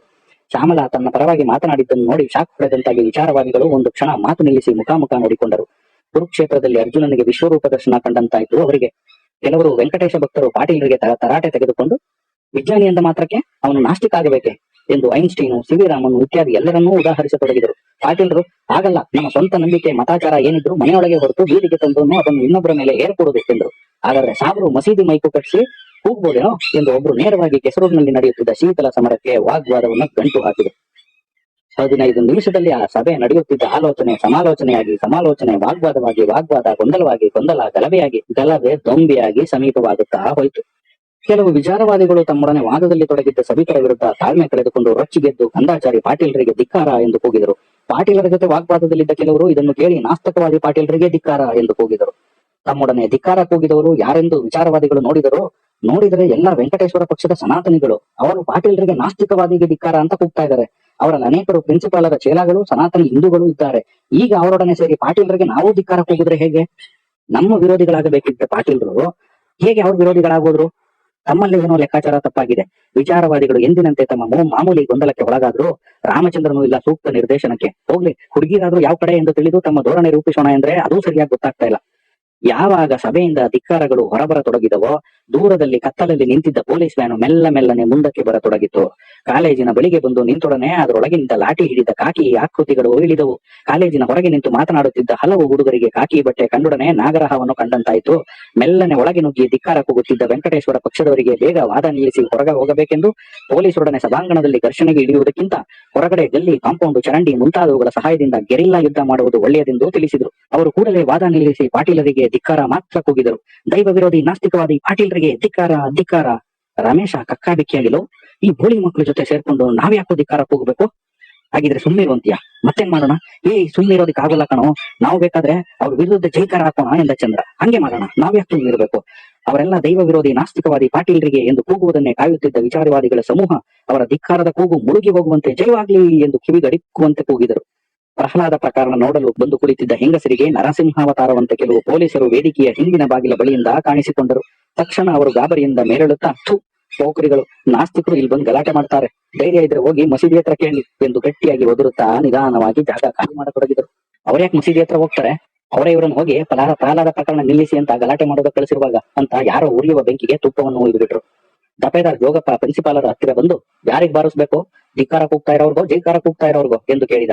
ಪ್ರಿನ್ಸಿಪಾಲ್ ಇನ್ನಷ್ಟು ಗಾಬರಿಯಾಗಿ, ಅವರೇ ಪಾಟೀಲರಿಗೆ ಜೈವಾಗ್ಲಿ ಅಂತಿದ್ದಾರಲ್ಲ ಅವರೇ ಎಂದು ಪಾಟೀಲರಿದ್ರು ಹೇಳಿಬಿಟ್ಟರು. ಅದಕ್ಕೆ ಪಾಟೀಲರು, ಇಲ್ಲ, ಧಿಕ್ಕಾರ ಕೂಗ್ತಿರೋರ್ದು ತಪ್ಪು ಇದೆ, ಅವರು ಪ್ರಶ್ನೆ ಕೇಳಿದ್ರೆ ಉತ್ತರ ಕೊಡೋದಕ್ಕೆ ಇವರು ಅವಕಾಶ ಕೊಡಬಾರ್ದೆ ಎಂದರು. ಜೋಗಪ್ಪನಿಗೆ ಯಾರಿಗೆ ಹೊಡಿಬೇಕು ಅಂತ ಸರಿಯಾಗಿ ಅರ್ಥವಾಗಲಿಲ್ಲ. ಆತ ಪ್ರಿನ್ಸಿಪಾಲರಿಂದ ಮೈಕ್ ಅನ್ನು ಕಿತ್ತುಕೊಂಡು, ಪ್ರತಿಭಟನೆ ಮಾಡೋರು ಏನಿದ್ರು ಹೊರಗಡೆ ಹೋಗಿ ಪ್ರತಿಭಟನೆ ಮಾಡಿ, ಸಭೆ ಒಳಗೆ ಸಭಾಂಗಣದಲ್ಲಿ ಗಲಾಟೆ ಮಾಡಿದ್ರೆ ನಾವು ಲಾಠಿ ಚಾರ್ಜ್ ಮಾಡಬೇಕಾಗ್ತದೆ ಎಂದ. ಥೂ, ಪೊಲೀಸ್ನವರುಂಟು ಅವರುಂಟು, ನಮ್ ಯಾಕೆ ಈ ದುಷ್ಮುಂಡಗಂಟು ಸಾವಾಸ ಎಂದು ಗುಣಗುತ್ತಾ ಒಬ್ಬ ಗೋಳಮ್ಮನ ಮುಂದಾಳತ್ವದಲ್ಲಿ ಸಭೆಯ ಹೆಂಗಸರು, ಮಕ್ಕಳು, ಮುದುಕರು ಎಲ್ಲ ಹೊರಡತೊಡಗಿದರು. ಪೊಲೀಸರು ಹುಡುಗರನ್ನು ತಳ್ಳಾಡುತ್ತಾ ಹೊರ ಹೋಗಲು ದಾರಿ ಮಾಡಿಕೊಟ್ಟರು. ಸಭೆ ಬರಖಾಸ್ತಾದ ಸ್ಪಷ್ಟ ಯೋಚನೆಗಳು ಕಂಡುಬಂದವು. ಸಸ್ಯಗಳ ಬಗ್ಗೆ, ಸಸ್ಯ ರೋಗಗಳ ಬಗ್ಗೆ, ಮುಖ್ಯವಾಗಿ ಏಲಕ್ಕಿಯ ಕೆಸರೂರು ವೈರಸ್ ಕಾಯಿಲೆಯ ಬಗ್ಗೆ ಮಾಹಿತಿ ಕೊಡಲು ಬಂದಿದ್ದ ಪಾಟೀಲರು ಹತಾಶರಾದರು. ಕೆಸರೂರಿನ ಕಾಯಿಲೆಗೆ ಇಡೀ ಒಂದು ಜನಪದವೇ ಸಿಕ್ಕಿದ್ದನ್ನು ಕಂಡು. ಸೊ ಹೀಗೆ ಬಂದು ನಿಂತಿದೆ ಅಧ್ಯಾಯ 24. ಬಿಲ್ಡರ್ ಮೊಹಮ್ಮದ್ ನಿಜಕ್ಕೂ ಚಿಂತೆಗೆ ಒಳಗಾಗಿದ್ದ. ಜೋಗಿಹಾಳರ ನಿಧನ ನಂತರ ಆ ಕೇಸಿನಲ್ಲಿ ಅವನನ್ನು ಸಿಕ್ಕಿ ಹಾಕಿಸಲು ಅನೇಕರು ಪ್ರಯತ್ನ ಮಾಡಿದ್ದರು. ಅದು ಅವನ ಮನಸ್ಥೈರ್ಯವನ್ನು ತೀರಾ ಕಲಕಿತ್ತು. ಹೇಗಾದ್ರೂ ಮಾಡಿ ಇಲ್ಲಿಂದ ವರ್ಗ ಮಾಡಿಸಿಕೊಳ್ಳಬೇಕೆಂದು ಅವನು ಪ್ರಯತ್ನಿಸಿಯೂ ಇದ್ದ. ಆದರೆ ಶಾಸಕರಿಂದ ಹಿಡಿದು ಎಲ್ಲಾ ಪ್ರಭಾವ ವ್ಯಕ್ತಿಗಳು ಆತನನ್ನು ಗುಮಾನಿಯಿಂದ ನೋಡುವವರೇ ಆಗಿದ್ರು. ಹಾಗಾಗಿ ಅವನು ತನ್ನ ಜಾತಿ ಬಾಂಧವ್ಯವನ್ನು ಉಪಯೋಗಿಸಬೇಕಾಗಿ ಬಂದಿತ್ತು. ಸುಲೇಮಾನ್ ಬೇರಿ ಆತನಿಗೆ ಕತಾರ್ನಲ್ಲಿ ಕೆಲಸ ಕೊಡಿಸುತ್ತೇನೆ, ಈ ದೇಶವನ್ನೇ ಬಿಟ್ಟು ಹೋಗಿಬಿಡು, ಅಲ್ಲಿ ಕೈ ತುಂಬಾ ಸಂಬಳ ದೊರೆಯುತ್ತದೆ ಎಂದು ಭರವಸೆ ಹುಟ್ಟಿಸಿದ್ದ. ಅದಕ್ಕಾಗಿ ಮೊಹಮ್ಮದ್ ವೀಸಾ, ಪಾಸ್ಪೋರ್ಟ್ ಇತ್ಯಾದಿಗಳನ್ನೆಲ್ಲ ಮಾಡಿಸಿದ್ದ. ಆದರೆ ಕತಾರ್ನಲ್ಲಿ ಇನ್ನೂ ಕೆಲಸದ ಭರವಸೆ ದೊರೆಯದೆ ಆತ ಸದ್ಯಕ್ಕೆ ದೇಶ ಬಿಡುವ ಗಳಿಗೆ ಹತ್ತಿರವೇ ಆಗಿರಲಿಲ್ಲ. ಆದ್ರೆ ಈ ನಡುವೆ ಕೆಸರೂರಿನ ಪರಿಸ್ಥಿತಿ ಹದಗೆಡುತ್ತಲೇ ಹೋಯಿತು. ಮಸೀದಿಯವರಿಗೂ ವೆಂಕಟೇಶ್ವರನ ಭಕ್ತರಿಗೂ ಮಸೆದಾಟ ಜೋರಾಗತೊಡಗಿತು. ಮೊಹಮ್ಮದ್ ನಿರ್ಲಿಪ್ತನಾಗಿರಲು ತೀರಾ ಹೆಣಗಬೇಕಾಯಿತು. ಕತಾರ್ಗೆ ಹೋಗುವ ಯೋಜನೆಯ ದಿಸೆಯಿಂದಲೇ ಮಹಮ್ಮದ್ ಮದುವೆಯನ್ನು ಕೂಡ ಆಗದೆ ಕುಳಿತಿದ್ದ. ಇಂಥ ಸನ್ನಿವೇಶದಲ್ಲಿ ಮಹಮ್ಮದ್ ಹಠಾತ್ತಾಗಿ ಭಯಚಕಿತರಾಗುವಂತಹ ಒಂದು ಸಂದರ್ಭ ಒದಗಿತು. ಮೊಹಮ್ಮದ್ ಸಂಜೆ ಇವನ್ನೇ ಚಿಂತಿಸುತ್ತಾ ಬರುತ್ತಿರಬೇಕಾದರೆ ಹಿಂದಿನಿಂದ ಏನೋ ನೆರಳು ಬಂದಂತಾಯಿತು. ಯಾರು ಎಂದು ತಿರುಗಿ ನೋಡುವಷ್ಟರಲ್ಲಿ ಹಿಂದಿನಿಂದ ಹುಜಾರ್, ಕತ್ತು ತಿರುಗಿಸಿದ್ರೆ ನಿನ್ ತಲೆ ಹಾರುತ್ತೆ ಎಂದು ಧ್ವನಿ ಎಚ್ಚರಿಸಿತು. ಬೆನ್ನಿನ ಬಳಿ ಚೂರಿಯ ಮೊನಚು ತಾಕಿದ್ದು ಮೊಹಮ್ಮದ್ಗೆ ಚೆನ್ನಾಗಿ ಗೊತ್ತಾಯಿತು. ಮೊಹಮ್ಮದ್ ತನ್ನ ಕೊನೆಗಾಲ ಸನ್ನಿಹಿತವಾಯಿತೆಂದು ಅನ್ನಿಸಿತು. ಅಲ್ಲಾಡದೆ ನಿಂತ. ಬೆನ್ನಿನ ಹಿಂದಿನ ದನಿ ಉರ್ದುವಿನಲ್ಲಿ, ಏನೋ ಮುಸಲ್ಮಾನ್ಗೆ ದ್ರೋಹ ಬಗ್ಗಿತೀಯಾ? ನಿನಗೆ ಕತ್ತಾರಲ್ಲಿ ಕೆಲಸ ಬೇಕು, ಬೆಹರಿಂಗಲ್ಲಿ ಕೆಲಸ ಬೇಕು, ಇಲ್ಲಿ ಮಾತ್ರ ನಮಕ್ ಹರಾಮ್ ಕೆಲಸ ಮಾಡ್ತೀಯಾ ಎಂದಿತು. ಮೊಹಮ್ಮದ್ಗೆ ಇವನ್ಯಾರೋ ಸುಲೇಮಾನ್ ಬೇರಿ ಕಡೆವನೇ ಇರಬೇಕು ಎಂದು ಅನುಮಾನ ಬಂತು. ನಾನ್ ಯಾಕೆ ಮುಸಲ್ಮಾನ್ಗೆ ದ್ರೋಹ ಬಗೆಯಲಿ? ಇಲ್ಲಿ ಯಾರಿಗೂ ದ್ರೋಹ ಬಗೆದಿಲ್ಲ, ನಾನ್ ಯಾರ ತಂಟೆಗೂ ಹೋಗಿಲ್ಲ ಎಂದ. ಹಾಗಾದ್ರೆ ಒಂದು ವಿಷಯ ಕೇಳ್ತೀನಿ, ನಿಜ ಹೇಳು. ಗೊತ್ತಿದ್ರೆ ಗೊತ್ತಿದ್ದನ್ನ ಹೇಳ್ತೀನಿ. ಆ ಅಂಗಾಡಿ ಯಾಕೆ ಬಂದಿದ್ದಾನೆ ಬೋಳು? ಅಂಗಾಡಿ ಏಲಕ್ಕಿ ಬೋರ್ಡಿನ ಇಂಟೆಲಿಜೆನ್ಸ್ ಆಫೀಸರು. ಏಲಕ್ಕಿ ರಿಸರ್ಚ್ ಏನ್ ನಡೀತಿದೆ, ಮಾರ್ಕೆಟಿಂಗ್ ಹೇಗಿದೆ ಅಂತ ತನಿಖೆ ಮಾಡೋಕೆ ಬಂದಿದ್ದಾರೆ. ಏನೋ ಸುಳ್ಳು ಹೇಳ್ತಿ? ಸುಳ್ಳು ಹೇಳಿದ್ರೆ ನಿನ್ ಪ್ರಾಣ ಹೋಯ್ತಂತ ತಿಳಿ. ಸುಲೇಮಾನ್ ಬೇರಿ ಬಗ್ಗೆ ಅವ್ನು ಏನ್ ಕೇಳಿಲ್ವೇ ನಿನ್ನ ಹತ್ರ? ಮನ್ನಾ ಜಂಗ್ಲಿ ಮರ ಕಡ್ದು ಸಾಯಿಸೋದನ್ನ ತನಿಖೆ ಮಾಡೋದಕ್ ಬಂದಿಲ್ವಾ? ಇಲ್ಲ. ಸುಳ್ಳು ಹೇಳ್ತೀಯಾ? ಸಾಹಿತ್ಯ ಇಲ್ಲ, ಕುರಾನ್ಗೆ ಮೇಲೆ ಆಣೆ. ಇಲ್ಲಿ ನೋಡೋ, ನೀನ್ ನಮ್ಮವನು, ಅವ್ನ್ ಯಾಕೆ ಬಂದಿದ್ದಾನಂತ ನಿನ್ಗೂ ಗೊತ್ತಿಲ್ಲದೆ ಇರ್ಬೋದು. ಆದ್ರೆ ಅವನು ಸುಲೇಮಾನ್ ಬೇರಿ ವಿಷಯ ಎತ್ತಿದ್ರೆ ಕೂಡ್ಲೆ ನಮ್ಗೆ ತಿಳಿಸ್ಬೇಕು. ಹೇಗ್ ತಿಳಿಸೋದು? ಯಾರ್ ನೀವು? ಎಲ್ಲಿರ್ತೀರಿ? ಹುಚ್ಚ, ಅದೆಲ್ಲ ನಿನ್ಗೆ ಯಾಕೆ?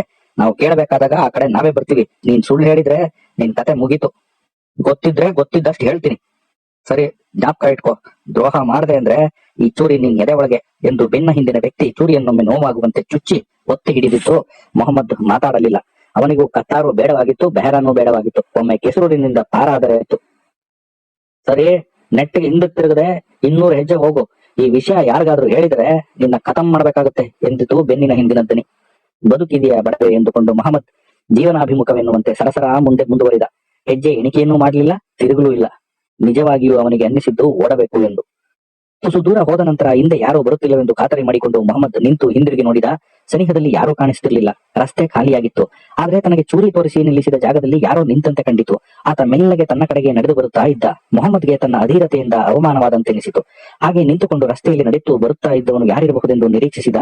ನಡೆದು ಬರುತ್ತಿರುವ ವ್ಯಕ್ತಿ ಹತ್ತಿರವಾಗುತ್ತಿದ್ದಂತೆ ಮೊಹಮ್ಮದ್ಗೆ ತವಕ ಹೆಚ್ಚಾಗತೊಡಗಿತು. ಓಡಿ ಹೋಗೋಣವೆಂದು ಅನ್ನಿಸಿತು. ಆ ವ್ಯಕ್ತಿ ತೀರಾ ಹತ್ತಿರವಾದಂತೆ ಎಲ್ಲೋ ಅವನನ್ನು ನೋಡಿದಂತೆ ನೆನಪು ಮೊಹಮ್ಮದ್ಗೆ. ಆ ವ್ಯಕ್ತಿ ಸುಮ್ಮನೆ ತನ್ನ ಪಾಡಿಗೆ ತಾನು ತನ್ನ ಯೋಚನೆಯಲ್ಲಿ ಲೀನವಾಗಿ ಮೊಹಮ್ಮದ್ನ ಎದುರೇ ಸಾಗಿ ಹೋದ. ಮೊಹಮ್ಮದ್ ತನ್ನ ಬೆನ್ನ ಹಿಂದೆ ಚೂರಿ ಹಿಡಿದು ಮಾತನಾಡಿದವನಿಗೂ ಇವನಿಗೂ ಯಾವ ಸಂಬಂಧವೂ ಇಲ್ಲವೆಂದೆನಿಸಿ, ಆದ್ರೆ ಇವನ್ ಯಾರು? ಎಲ್ಲೋ ನೋಡಿದ್ದಂತೂ ಖಾತರಿ ಇದೆ, ಆದ್ರೆ ಎಲ್ಲಿ? ಇದ್ದಕ್ಕಿದ್ದಂತೆ ಅವನ ಪರಿಚಯ ಮೊಹಮ್ಮದ್ಗೆ ಹೊಳೆಯತೊಡಗಿತು. ಅವನೇ ಮೆಜಿಷಿಯನ್ ಮುತ್ತು. ಎಂಟಮಾಲಜಿ ಸಿದ್ದಪ್ಪ ಕೆಸರೂರಿನಲ್ಲಿ ಇವರಿಂದ ಆಗುತ್ತಿದ್ದ ಪರಿಸರ ವಿನಾಶದ ಬಗ್ಗೆ ಜೋಗಿಹಾಳರಲ್ಲಿ ಅನೇಕ ಪುಕಾರುಗಳನ್ನು ಮಾಡಿದ್ದ. ಈ ಗೋಸಾಯಿಗಳು ಸಂಶೋಧನಾ ಕೇಂದ್ರದ ಬಳಿ ಇದ್ದ ಕಾಡಿನ ಹಕ್ಕಿಗಳನ್ನು, ಕಾಡು ಕೋಡಿಗಳನ್ನು ಹಿಡಿದು ಮಿಲಿಟರಿ ಹೋಟೆಲ್ಗಳಿಗೆ ಮಾರುತ್ತಿದ್ರು. ಜೊತೆಗೆ ಎಲ್ಲಿಯೋ ರಫ್ತು ಮಾಡಲು ಕೆಸರೂರಿನ ಆಸುಪಾಸಿನಲ್ಲಿದ್ದ ದೊಡ್ಡ ಜಾತಿ ಕಪ್ಪೆಗಳನ್ನೆಲ್ಲ ಹಿಡಿದು ತೊಡೆ ಕತ್ತರಿಸಿ ಸಾಗಿಸತೊಡಗಿದ್ದರು. ಇವರು ಕೆಸರೂರಿನ ಪರಿಸರಕ್ಕೆ ಮಾಡುತ್ತಿದ್ದ ಹಾನಿಯನ್ನು ಸಿದ್ದಪ್ಪ ಸವಿವರವಾಗಿ ಅಭ್ಯಾಸ ಮಾಡಿ ಇವರನ್ನು ಮೊದಲು ಇಲ್ಲಿಂದ ಓಡಿಸಬೇಕು, ಅರಣ್ಯಾಧಿಕಾರಿಗಳಿಗೆ ಪೊಲೀಸು ಇಲಾಖೆಗೆ ದೂರನ್ನೂ ಕೊಟ್ಟಿದ್ದ. ಮತ್ತೆ ಇವರಿಬ್ಬರು ಸಿದ್ದಪ್ಪನಿಗೂ ಜಟಾಪಟಿಯ ಆರಂಭವಾಗುವುದೆಂದು ಮೊಹಮ್ಮದ್ ಯೋಚಿಸಿಯೂ ಇದ್ದ. ಹಾಗಾದರೆ ತನ್ನ ಬೆನ್ನ ಹಿಂದೆ ಚೂರಿ ಹಿಡಿದು ಬೆದರಿಸಿದ ವ್ಯಕ್ತಿ ಯಾರು? ಮುತ್ತು ಅಂತೂ ಅವನ ನಡೆದುಕೊಂಡ ರೀತಿಯಲ್ಲಿ ಅವನ ಮುಖದಲ್ಲಿ ಬೆದರಿಸಿದವನು ಎಂದು ಊಹಿಸಲು ಸಾಧ್ಯವಿಲ್ಲ. ಹಾಗಾದ್ರೆ ಅವನನ್ನು ಬೆದರಿಸಿದವನು ಬೇರೊಬ್ಬನಾಗಿದ್ದರೆ ಆತ ಮುತ್ತುವನ್ನು ಕಂಡೇ ತನ್ನನ್ನು ಬಿಡುಗಡೆ ಮಾಡಿದ್ದಾನೆ. ಆದ್ರೆ ಮುತ್ತು ನಡೆದು ಹೋದ ರೀತಿಯಲ್ಲಿ ಅವನ ಮುಖಭಾವದಲ್ಲಿ ಚೂರಿ ಹಿಡಿದು ಬೆದರಿಸಿದವನನ್ನು ಅವನು ನೋಡಿದಂತೆಯೂ ಕಾಣಿಸಲಿಲ್ಲ. ಮೊಹಮ್ಮದ್ಗೆ ಏನೂ ಅರ್ಥವಾಗಲಿಲ್ಲ, ಯಾವುದೂ ಬಗೆಹರಿಯಲಿಲ್ಲ. ಆದ್ರೆ ಮೊಹಮ್ಮದ್ಗೆ ಒಂದು ವಿಷಯ ಮಾತ್ರ ಸ್ಪಷ್ಟವಾಯಿತು. ಕೆಸರೂರಿನ ಜನ ತಮ್ಮ ಬಗ್ಗೆ ಉದಾಸೀನದಿಂದಿಲ್ಲ. ತಮಗೇ ಗೊತ್ತಿಲ್ಲದಂತೆ ತಾವು ಕೆಸರೂರಿನ ಸಮಾಜದ ಮರ್ಮಕ್ಕೆ ತಾಕುವಂತ ಏನೋ ಒಂದು ಕೆಲಸ ಮಾಡಿದ್ದೇವೆ ಎಂದು. ಮೊಹಮ್ಮದ್ಗೆ ಚೂರಿ ತೋರಿಸಿ ಬೆದರಿಸುವುದರ ಹಿನ್ನೆಲೆ ಸಾಕಷ್ಟು ಸರಳವಾದುದೇ ಇತ್ತು. ಪಾಟೀಲರು ಮತ್ತು ಅವನ ಶಿಷ್ಯರು ಮಿತ್ರ ವೃಂದವನ್ನು ಕೆಸರೂರಿನ ಎರಡೂ ಪಕ್ಷಗಳು ಎಂದೂ ಅಲಿಪ್ತರ ಗುಂಪೆಂದು ತಿಳಿದೇ ಇರಲಿಲ್ಲ. ಎರಡೂ ಪಕ್ಷದವರನ್ನು ಇವರನ್ನು ಪರಸ್ಪರ ವಿರೋಧಿಗಳ ಗುಂಪೆಂದೇ ಅನುಮಾನದಿಂದ ನೋಡುತ್ತಿದ್ದರು. ಆದ್ದರಿಂದಲೇ ಪಾಟೀಲರಿಗೆ ಕಾಲೇಜಿನ ಸಮಾರಂಭದಲ್ಲಿ ವೆಂಕಟೇಶ ಭಕ್ತರಿಂದ ಧಿಕ್ಕಾರ ಬಿದ್ದುದು. ಆದ್ರೆ ಅಂಗಾಡಿ ಎಂದೊಬ್ಬ ಅಪರಿಚಿತ ಕೆಸರೂರಿಗೆ ಆಗಮಿಸುತ್ತಲೇ ಸುಲೇಮಾನ್ ಬೇರಿ ಗುಂಪು ಕೊಂಚ ಜಾಗರೂಕತೆಯಿಂದ ಗಮನಿಸತೊಡಗಿತು. ಆತ ಇಂಟೆಲಿಜೆನ್ಸ್ ಆಫೀಸರ್ ಎಂದು ತಿಳಿದ ಮೇಲಂತೂ ಸುಲೇಮಾನ್ ಬೇರಿ ಕಡೆಯವರಿಗೆ ಗಾಬರಿಯಾಗಿ ಹೋಯಿತು. ಅವರಿಗೆ ತಾವು ಕೇಂದ್ರ ಸರ್ಕಾರದ ಅಧೀನದಲ್ಲಿದ್ದ ಮನ್ನಾ ಜಂಗ್ಲಿಯಿಂದ ಸಾಗುಮಾನಿ, ಬೀಟೆ, ಹೊನ್ನೆ, ನಂದಿ ಮುಂತಾದ ಕೋಟ್ಯಾಂತರ ರೂಪಾಯಿ ಬೆಲೆ ಬಾಳುವ ಮರಗಳನ್ನು ಕಡಿದು ಕಳ್ಳ ಸಾಗಾಣಿಕೆ ಮಾಡಿದ್ದನ್ನು ತನಿಖೆ ಮಾಡಲು ಈತ ಬಂದಿರಬಹುದೇ ಎಂದು ಶಂಕಿಸಿದರು. ಆದ್ದರಿಂದಲೇ ಮೊಹಮ್ಮದ್ನಿಂದ ವಿಷಯ ತಿಳಿದುಕೊಳ್ಳಲು ಅವರು ಯತ್ನಿಸಿದ್ದು. ಮೊಹಮ್ಮದ್ ನೀಡಿದ ವಿವರಣೆಯಿಂದ ಅವರಿಗೆ ಯಾವ ಸಮಾಧಾನವೂ ಆಗಿರಲಿಲ್ಲ. ಆದ್ರೆ ಅಂಗಾಡಿ, ಜಯರಾಮ್, ರಾಮಚಂದ್ರ ಮುಂತಾದವರ ನಡವಳಿಕೆಗಳು ಅವರಿಗೆ ಅರ್ಥವಾಗಿರಲಿಲ್ಲ. ಜೊತೆಗೆ ರಾಮಚಂದ್ರನ್ ಶಿಷ್ಯರಾದ ರಮೇಶ, ರತಿ ಮುಂತಾದವರು ಕೂಡ ಎರಡೂ ಗುಂಪಿಗೆ ಅರ್ಥವಾಗದ ರೀತಿಯಲ್ಲಿ ವ್ಯವಹರಿಸುತ್ತಿದ್ದರು. ಈ ಗುಂಪಿನ ಗೂಢ ಚಟುವಟಿಕೆಗಳ ಅರ್ಥ ಅರಿಯದೆ ತಮ್ಮ ದುಷ್ಕೃತ್ಯಗಳ ಸರಣಿಯಲ್ಲಿ ಯಾವುದನ್ನು ಹಿಡಿಯಲು ಇವರು ಪ್ರಯತ್ನಿಸುತ್ತಿದ್ದಾರೆ ಎಂದು ಅಳುಕಿನ ಮನದಲ್ಲಿ ಮೆಲಕುತ್ತಾ ನಿಗಾ ಇಟ್ಟಿದ್ದರು. ಈ ನಡುವೆ ಸಾಹಿತಿ ಜಯರಾಮನ ಕಲ್ಪನೆಯ ಕಥೆ ಪರಿಸ್ಥಿತಿಯನ್ನು ಇನ್ನಷ್ಟು ಜಟಿಲಗೊಳಿಸಲು ಸಹಾಯಕವಾದುದು ಒಂದು ವಿಧಿಯ ವಿಲಾಸ. ಜಯರಾಮ್ ಹೇಳಿದ ಕತೆ ಹೆಚ್ಚು ಕಡಿಮೆ ಸತ್ಯ ಆಗುವಂತೆಯೇ ತೋರುತ್ತಿದೆ ರಾಮಚಂದ್ರ. ಬಹುಶಃ ಮನುಷ್ಯನ ಚರ್ಯೆಗಳು ಪೂರ್ವ ನಿರ್ದೇಶಿತ ಎನ್ನುವ ವಾದವೇ ಸತ್ಯವೇನೋ ಅಂತ ಅನಿಸುತ್ತದೆ. ಜಯರಾಮನ ಕಥೆಯಿಂದ ಕೆಲವೊಂದು ನ್ಯೂನತೆಗಳನ್ನು ನಾನು ಪತ್ತೆ ಮಾಡಿಲ್ಲದಿದ್ದರೆ ಜೋಗಿಹಾಳರ ಕೂನಿ ಪಿತೂರಿಯಲ್ಲಿ ಜಯರಾಮ್ ಕೂಡ ಬರುವ ಸದಸ್ಯನೇನೋ ಎಂದು ನನಗೇ ಅನುಮಾನ ಬಂದು ಬಿಡುತ್ತಿತ್ತು. ವಾಸ್ತವ ಸಂಗತಿಗಳ ಆಧಾರದ ಮೇಲೆ ಒಬ್ಬ ಕಲಾವಿದ ಸತ್ಯಕ್ಕೆ ಇಷ್ಟೊಂದು ಹತ್ತಿರವಾಗಿ ಘಟನಾವಳಿಗಳನ್ನು ಜೋಡಿಸಬಲ್ಲ ಎನ್ನುವುದು ನಂಬಲಾರದಂತ ಆಶ್ಚರ್ಯಕರ ಸಂಗತಿ. ಅಂಗಾಡಿ ಟಿವಿಯಲ್ಲಿ ಕುಳಿತು ರಾಮಚಂದ್ರನೊಡನೆ ಮಿಕ್ಕ ಸ್ನೇಹಿತರ ಬರವನ್ನು ಕಾಯುತ್ತಾ ಹೊರಟಿದ್ದ. ಜಯರಾಮನ ಕತೆ ಅಂಗಾಡಿಗೆ ಬಹುಪಾಲು ಸತ್ಯಕ್ಕೆ ಹತ್ತಿರವಾಗಿ ಸಾಗಿದಂತೆ ಕಂಡಿತು. ಜಯರಾಮನ ಸೃಷ್ಟಿ ಶಕ್ತಿ ಅಲ್ಲಾವುದ್ದೀನನ ಅದ್ಭುತ ದೀಪದಂತೆ ಕಂಡಿತ್ತು ಅಂಗಾಡಿಗೆ. ರಾಮಚಂದ್ರ ಯಾವುದೇ ತೀರ್ಮಾನಕ್ಕೂ ಬರದೆ ಸಿಗರೇಟ್ ಹೊಗೆ ಬಿಡುತ್ತಾ ಸುಮ್ಮನೆ ಕುಳಿತಿದ್ದ. ಕೊಂಚ ಹೊತ್ತಾದ ನಂತರ ರಾಮಚಂದ್ರ ಅಂಗಾಡಿ ಕಡೆಗೆ ತಿರುಗಿ, ನೀವು ಕಮ್ಯುನಿಸ್ಟ್ ಆಗಿದ್ರ ಅಂಗಾಡಿ ಎಂದು ಕೇಳಿದ. ರಾಮಚಂದ್ರನ ಆ ಪ್ರಶ್ನೆಯಿಂದ ಚಕಿತನಾದ ಅಂಗಾಡಿ, ಇದೇನ್ ಈ ರೀತಿ ಕೇಳ್ತಿದ್ದೀರಿ, ರಾಜಕೀಯಕ್ಕೂ ಇದಕ್ಕೂ ಏನ್ ಸಂಬಂಧ ಎಂದು ಕೇಳಿದ. ಸಂಬಂಧ ಹೇಳ್ತೀನಿ, ನೀವು ಮಾರ್ಕ್ಸ್ವಾದಿ ಆಗಿದ್ರ ಹೇಳಿ. ನಾನು ಮಾರ್ಕ್ಸ್ವಾದಿಯಾಗಿರುವುದಾಗ್ಲಿ ಕಮ್ಯುನಿಸ್ಟ್ ಪಕ್ಷದವನಾಗ್ಲಿ ಅಲ್ಲ. ನಾನು ಬಂಗಾಳದಲ್ಲಿ ಸಿಬಿಐ ಕೆಲಸದಲ್ಲಿದ್ದಾಗ ಅಲ್ಲಿನ ಮಾರ್ಕ್ಸ್ವಾದಿಗಳ ನಿಕಟ ಪರಿಚಯ ಅಂತೂ ಇತ್ತು. ಮಾರ್ಕ್ಸ್ ಸಿದ್ಧಾಂತದ ಬಗ್ಗೆ ತಿಳುವಳಿಕೆ ಇದೆ ಹೊರತು ಆ ಪಕ್ಷದ ಬಗ್ಗೆ ಏನೇನು ಸಂಬಂಧ ಇಲ್ಲ. ಅದಿರ್ಲಿ, ನಿಮ್ಗೆ ಏನ್ ಇದ್ದಕ್ಕಿದ್ದಂಗೆ ಈ ಬಗ್ಗೆ ಕುತೂಹಲ ಉಂಟಾಯ್ತು? ಏನಿಲ್ಲ ಅಂಗಾಡಿ, ನಾನು ನಂಬಿರುವ ತತ್ವಗಳು, ಸಿದ್ಧಾಂತಗಳು ನಮ್ಮ ದೃಷ್ಟಿ ಮತ್ತು ಅರಿವಿನ ಮೇಲೆ ಗಾಢವಾದ ಪರಿಣಾಮ ಬೀರುತ್ತವೆ. ಮಾರ್ಕ್ಸ್ ಇಡೀ ಮನುಷ್ಯನ ಚರಿತ್ರೆಯನ್ನು ಕೆಲವು ಚಾರಿತ್ರಿಕ ನಿಯಮಗಳಿಗೆ ಅನುಸಾರವಾಗಿ ವಿಕಾಸಗೊಂಡಿದೆ ಅಂತ ವಿಶ್ಲೇಷಿಸಿದ. ಅಂದರೆ ಮನುಷ್ಯ ಪ್ರಜ್ಞೆ ಸ್ವಾತಂತ್ರ್ಯದ ಭ್ರಮೆಯಲ್ಲಿ ಕೆಲವು ನಿಯಮಗಳಿಗೆ ಅನುಸಾರವಾಗಿ ಅಧೀನವಾಗಿ ವರ್ತಿಸುತ್ತೆ ಅಂತ ಹೇಳಿದ್ದ. ಕೆಲವು ಸಂಗತಿಗಳನ್ನ ಹೇಳಿದರೆ ಜಯರಾಮನ ಕಲ್ಪನೆ ಕರಾರುವಕ್ಕಾಗಿ ಮುಂದೆ ನಡೆದಿರುವುದನ್ನು ಕಲ್ಪಿಸುತ್ತೆ ಎನ್ನುವ ನಿಮ್ಮ ನಂಬಿಕೆಗೆ ಮಾರ್ಕ್ಸ್ವಾದದ ಪ್ರಭಾವವಿರಬಹುದು. ರಾಮಚಂದ್ರ, ನೀವು ಪ್ರೊಫೆಸರ್, ಈ ತತ್ವ ಸಿದ್ಧಾಂತಗಳನ್ನೆಲ್ಲ ಆಳವಾಗಿ ಅಭ್ಯಾಸ ಮಾಡಿದ್ದೀರಾ. ನಾನು ಅಷ್ಟೊಂದು ಆಳವಾಗಿ ಯಾವ ಸಿದ್ಧಾಂತವನ್ನೂ ಅಭ್ಯಾಸ ಮಾಡಿಲ್ಲ. ನಾನು ಮೂಲತಃ ಪತ್ತೇದಾರ ಅಷ್ಟೇ. ಪತ್ತೇದಾರನಿಗೆ ಇರಬೇಕಾದ ಸ್ವಾಭಾವಿಕ ಅನ್ವೇಷಣೆ, ಕುತೂಹಲ ಮಾತ್ರ ನನಗಿರೋದು ಅಷ್ಟೇ ಹೊರತು ಯಾವ ರಾಜಕೀಯ ಸಿದ್ಧಾಂತದ ಪ್ರತಿಪಾದನೆಯೂ ನನ್ನ ಉದ್ದೇಶ ಅಲ್ಲ ಎಂದು ಅಂಗಾಡಿ ರಾಮಚಂದ್ರನಿಗೆ ವಿವರಣೆ ನೀಡುತ್ತಿರಬೇಕಾದ್ರೆ ಜಯರಾಮ, ಹೆಗ್ಡೆ, ಸಿದ್ದಪ್ಪ, ಮೊಹಮ್ಮದ್ ಟಿಬಿ ಮೆಟ್ಟಿಲ ಹತ್ತಿರ ಬಂದರು. ಹೆಗ್ಡೆ ಜಯರಾಮನೊಡನೆ ಏನನ್ನೋ ರಭಸದಿಂದ ವಾದಿಸುತ್ತಿದ್ದ. ಜಯರಾಮ, ಹೋಗಿ ಒಂದು ಕತೆ ಹೇಳಿದ ಮೇಲೆ ಮುಗಿದೋಯ್ತು. ಆ ಕತೆ ಚೆನ್ನಾಗಿದೆಯೋ ಇಲ್ವೋ ಹೇಳೋದಷ್ಟೇ ವಿಮರ್ಶಕನ ಕೆಲಸ. ಅದು ಬಿಟ್ಟು ಅದನ್ನ ಹೀಗೆತ್ತಿದ್ದು ಇದು ಹೀಗಿರಬೇಕು ಅಂದ್ರೆ ನಾನು ಒಪ್ಪಲ್ಲ. ಹಾಗಲ್ಲ ಜಯರಾಮ್, ವೈರಸ್ಗಳು, ಫಂಗಸ್ಗಳು ಗಾಳಿಯಲ್ಲಿ ಭೂಖಂಡವನ್ನೇ ದಾಟ್ಕೊಂಡು ಬರ್ತವೆ. ಅದನ್ನ ತಂದು ಯಾರು ಹುಟ್ಟಾಕ್ಬೇಕಾಗಿಲ್ಲ ಅನ್ನೋದು ಒಂದು. ಇನ್ನೊಂದು, ಕೆಸರೂರಿನ ಕಾಯಿಲೆ ಹಬ್ಸೋದಕ್ಕೆ ಜೋಗಿಹಾಳರನ್ನ ಖೂನಿ ಮಾಡಬೇಕಾದ ಅವಶ್ಯಕತೆ ಗ್ವಾಟಮಾಲಾದ ವಾಣಿಜ್ಯ ಸಮುದಾಯಕ್ಕೆ ಇಲ್ಲ ಅನ್ನೋದು ಇಲ್ಲಿ ಮುಖ್ಯ ಎಂದು ಹೆಗಡೆ ತನ್ನ ಎರಡೂ ತಕರಾರನ್ನು ಮತ್ತೆ ಎಲ್ಲರಿಗೂ ತಿಳಿಯುವಂತೆ ಪುನರುಚ್ಚರಿಸಿದ. ಅಂಗಾಡಿ, ಒಂದು ನಿಮಿಷ ತಡೀರಿ ಹೆಗಡೆ, ನೀವು ಉತ್ತರಿಸಿ. ಕೆಸರೂರಿನ ಕಾಯಿಲೆ ಗ್ವಾಟೆಮಾಲಾ ಒಂದರಲ್ಲೇ ಇರೋದು ಅನ್ನೋದನ್ನ ಒಪ್ತೀರಾ ಎಂದ. ಹೌದು. ಹಾಗಾದ್ರೆ ಗ್ವಾಟೆಮಾಲಾದಲ್ಲಿಯೂ ಹೀಗೆ ಕೆಸರೂರು ಕಾಯಿಲೆ ತೆಗೆದು ನಾಶವಾಗಬೇಕಲ್ಲ? ಇಲ್ಲ. ಕೆಸರೂರಿನ ಕಾಯಿಲೆ ವೈರಸ್ಗಳನ್ನು ಗಿಡದಿಂದ ಗಿಡಕ್ಕೆ ಹಬ್ಬಿಸುವುದಕ್ಕೆ ಅಗತ್ಯವಾದ ಏಪಿಕ್ಸ್ ತಿಗಣೆಗಳು ಗ್ವಾಟೆಮಾಲಾದ ಶೀತದ ದೆಸೆಯಿಂದ ಅಲ್ಲಿ ಇಲ್ಲ. ಹಾಗಾಗಿ ಈ ರೋಗ ಪ್ರಸಾರವಾಗುವುದು ತುಂಬಾ ನಿಧಾನ. ಎಷ್ಟು ನಿಧಾನ ಅಂದ್ರೆ ಅದೊಂದು ನಿರುಪದ್ರವಿ ಕಾಯಿಲೆ ಎನ್ನುವಷ್ಟು. ಹಾಗಾದ್ರೆ ಆ ಕಾಯಿಲೆ ನಾಮಾವಶೇಷವಾಗದೆ ಅಲ್ಲಿ ಹೇಗೆ ಉಳಿಯಿತು? ಈ ವೈರಸ್ ಏಲಕ್ಕಿ ಗಿಡಗಳಿಗೆ ಬರುವ ಫಂಗಸ್ ರೋಗವನ್ನು ಆಶ್ರಯಿಸಿ ಅವುಗಳ ಪರಾಗದಿಂದ ಪ್ರಸಾರಗೊಳ್ಳುತ್ತದೆ ಅಂತ ಒಂದು ಬಲವಾದ ಶಂಕೆ. ಅಂದ್ರೆ ಈ ರೋಗದ ಜೀವಂತ ಸ್ಟೋರ್ಗಳಿರೋ ಸ್ಲೈಡ್ಗಳನ್ನ ಜೋಗಿಹಾಳರ ಅಭಿಪ್ರಾಯಕ್ಕೆ ಇಲ್ಲಿಗೆ ಕಳಿಸಿದ್ದಾರೆ. ಪ್ರೊಜೆಕ್ಟರ್ ಆಸ್ಫೋಟನೆಯಿಂದ ಅದು ಇಲ್ಲಿ ಹಬ್ಬಿತು ಅಂತಾನೆ ಜಯರಾಮ್ ಹೇಳೋದು ಅಂತ ಜಯರಾಮ್ ಕಲ್ಪನೆ. ಆದ್ರೆ ನಾವು ಒಪ್ಪೋ ಮೊದಲು ಅನೇಕ ನಮ್ಮ ಸಂದೇಹಗಳಿಗೆ ಉತ್ತರಿಸಬೇಕಾಗುತ್ತೆ. ಅಲ್ಲಿಯವರೆಗೆ ಇದೊಂದು ಊಹಾಪೋಹದ ಸುಳ್ಳಿನ ಕಂತೆ. ಹೀಗೆ ಹೆಗಡೆ, ಅಂಗಾಡಿ ಇಬ್ರು ಒಂದೇ ಸಮ ಮಾತನಾಡಿದರು. ಅಂಗಾಡಿ ತಕ್ಷಣ ಗಂಭೀರನಾದ. ಅಂಗಾಡಿಯ ಮುಖದಲ್ಲಾದ ಬದಲಾವಣೆ ಎಲ್ಲರಿಗೂ ಗೊತ್ತಾಯಿತು. ನೋಡಿ ಹೆಗಡೆ, ಜಯರಾಮ್ ಹೇಳಿದ ಕಲ್ಪನೆಯನ್ನ ನೀವು ಸೀರಿಯಸ್ ಆಗಿ ಸುಳ್ಳಿನ ಕಂತೆ ಅಂತ ಹೇಳ್ತಿಲ್ಲ ಅಂತ ತಿಳಿದಿದ್ದೀನಿ. ಅದನ್ನ ನೀವು ಸೀರಿಯಸ್ ಆಗಿ ಹೇಳ್ತಿರೋದಾದ್ರೆ ನೀವೇ ಅದಕ್ಕೆ ಮೊದಲು ಅನೇಕ ಸಂದೇಹಗಳಿಗೆ ಸಮಾಧಾನ ಹೇಳಬೇಕಾಗುತ್ತೆ ಗೊತ್ತೋ. ಹೆಗಡೆ ತನ್ನ ಮೇಲೆ ತಕರಾರುಗಳು ತಿರುಗಿ ಬಿದ್ದುದನ್ನು ನೋಡಿ ತಾನೂ ಗಾಬರಿ ಬಿದ್ದ. ಅದನ್ನು ನೋಡಿ ರಾಮಚಂದ್ರ ನಕ್ಕ. ಜೋಗಿಹಾಳರದು ಕೊಲೆ ಅನ್ನೋದು ನಿಜ. ಜಯರಾಮ್ ಕತೆ ಹೇಳಿದ ಮೇಲೆ ನಾನು ಸಿರಸಿಗೆ ಹೋಗಿ ಜೋಗಿಹಾಳರ ಲ್ಯಾಬ್ ಟೆಕ್ನಿಷಿಯನ್ ಹತ್ರ ಮಾತಾಡಿದ್ದೆ. ಜೋಗಿಹಾಳರಿಗೆ ಗ್ವಾಟೆಮಾಲಾದಿಂದ ಸ್ಲೈಡ್ಗಳು ಬಂದದ್ದು ನಿಜ. ಅವು ತೀರಾ ಮುಬ್ಬಾಗಿದ್ದರಿಂದ ಪ್ರಾಜೆಕ್ಟ್ ಬಲ್ಪಿನಲ್ಲಿ ಸರಿಯಾಗಿ ಪ್ರಾಜೆಕ್ಟ್ ಆಗ್ತಿರ್ಲಿಲ್ವಂತೆ. ಅದಕ್ಕೆ ಜೋಗಿಹಾಳರು ಹಾಲೋಜಿನ್ ಬಲ್ಬ್ ಬೇಕು ಅಂತ ಹುಡುಕ್ತಾ ಇದ್ರಂತೆ. ಯಾರೋ ಈ ಸಂದರ್ಭದಲ್ಲಿ ಸಿಕ್ಕಿದವರೇ ಜೋಗಿಹಾಳರಿಗೆ ಹಾಲೋಜಿನ್ ಬಲ್ಬ್ ಅನ್ನ ಸಪ್ಲೈ ಮಾಡಿದ್ದಾರೆ. ನಮ್ಮ ತನಿಖೆಯಲ್ಲಿ ಇದು ಒಂದು ಅದ್ಭುತವಾದ ಮುಖ್ಯವಾದ ಅಂಶ, ತಿಳಿದುಕೊಳ್ಳಿ ಎಂದು ಗಂಭೀರವಾಗಿ ಅಂಗಾಡಿ ಹೇಳಿದ. ಆದರೆ ಹೆಗಡೆಯ ಹಲವು ಸಂಶಯಗಳು ಆತನ ಮಟ್ಟಿಗಂತೂ ನಿಜವಾಗಿದ್ದವು.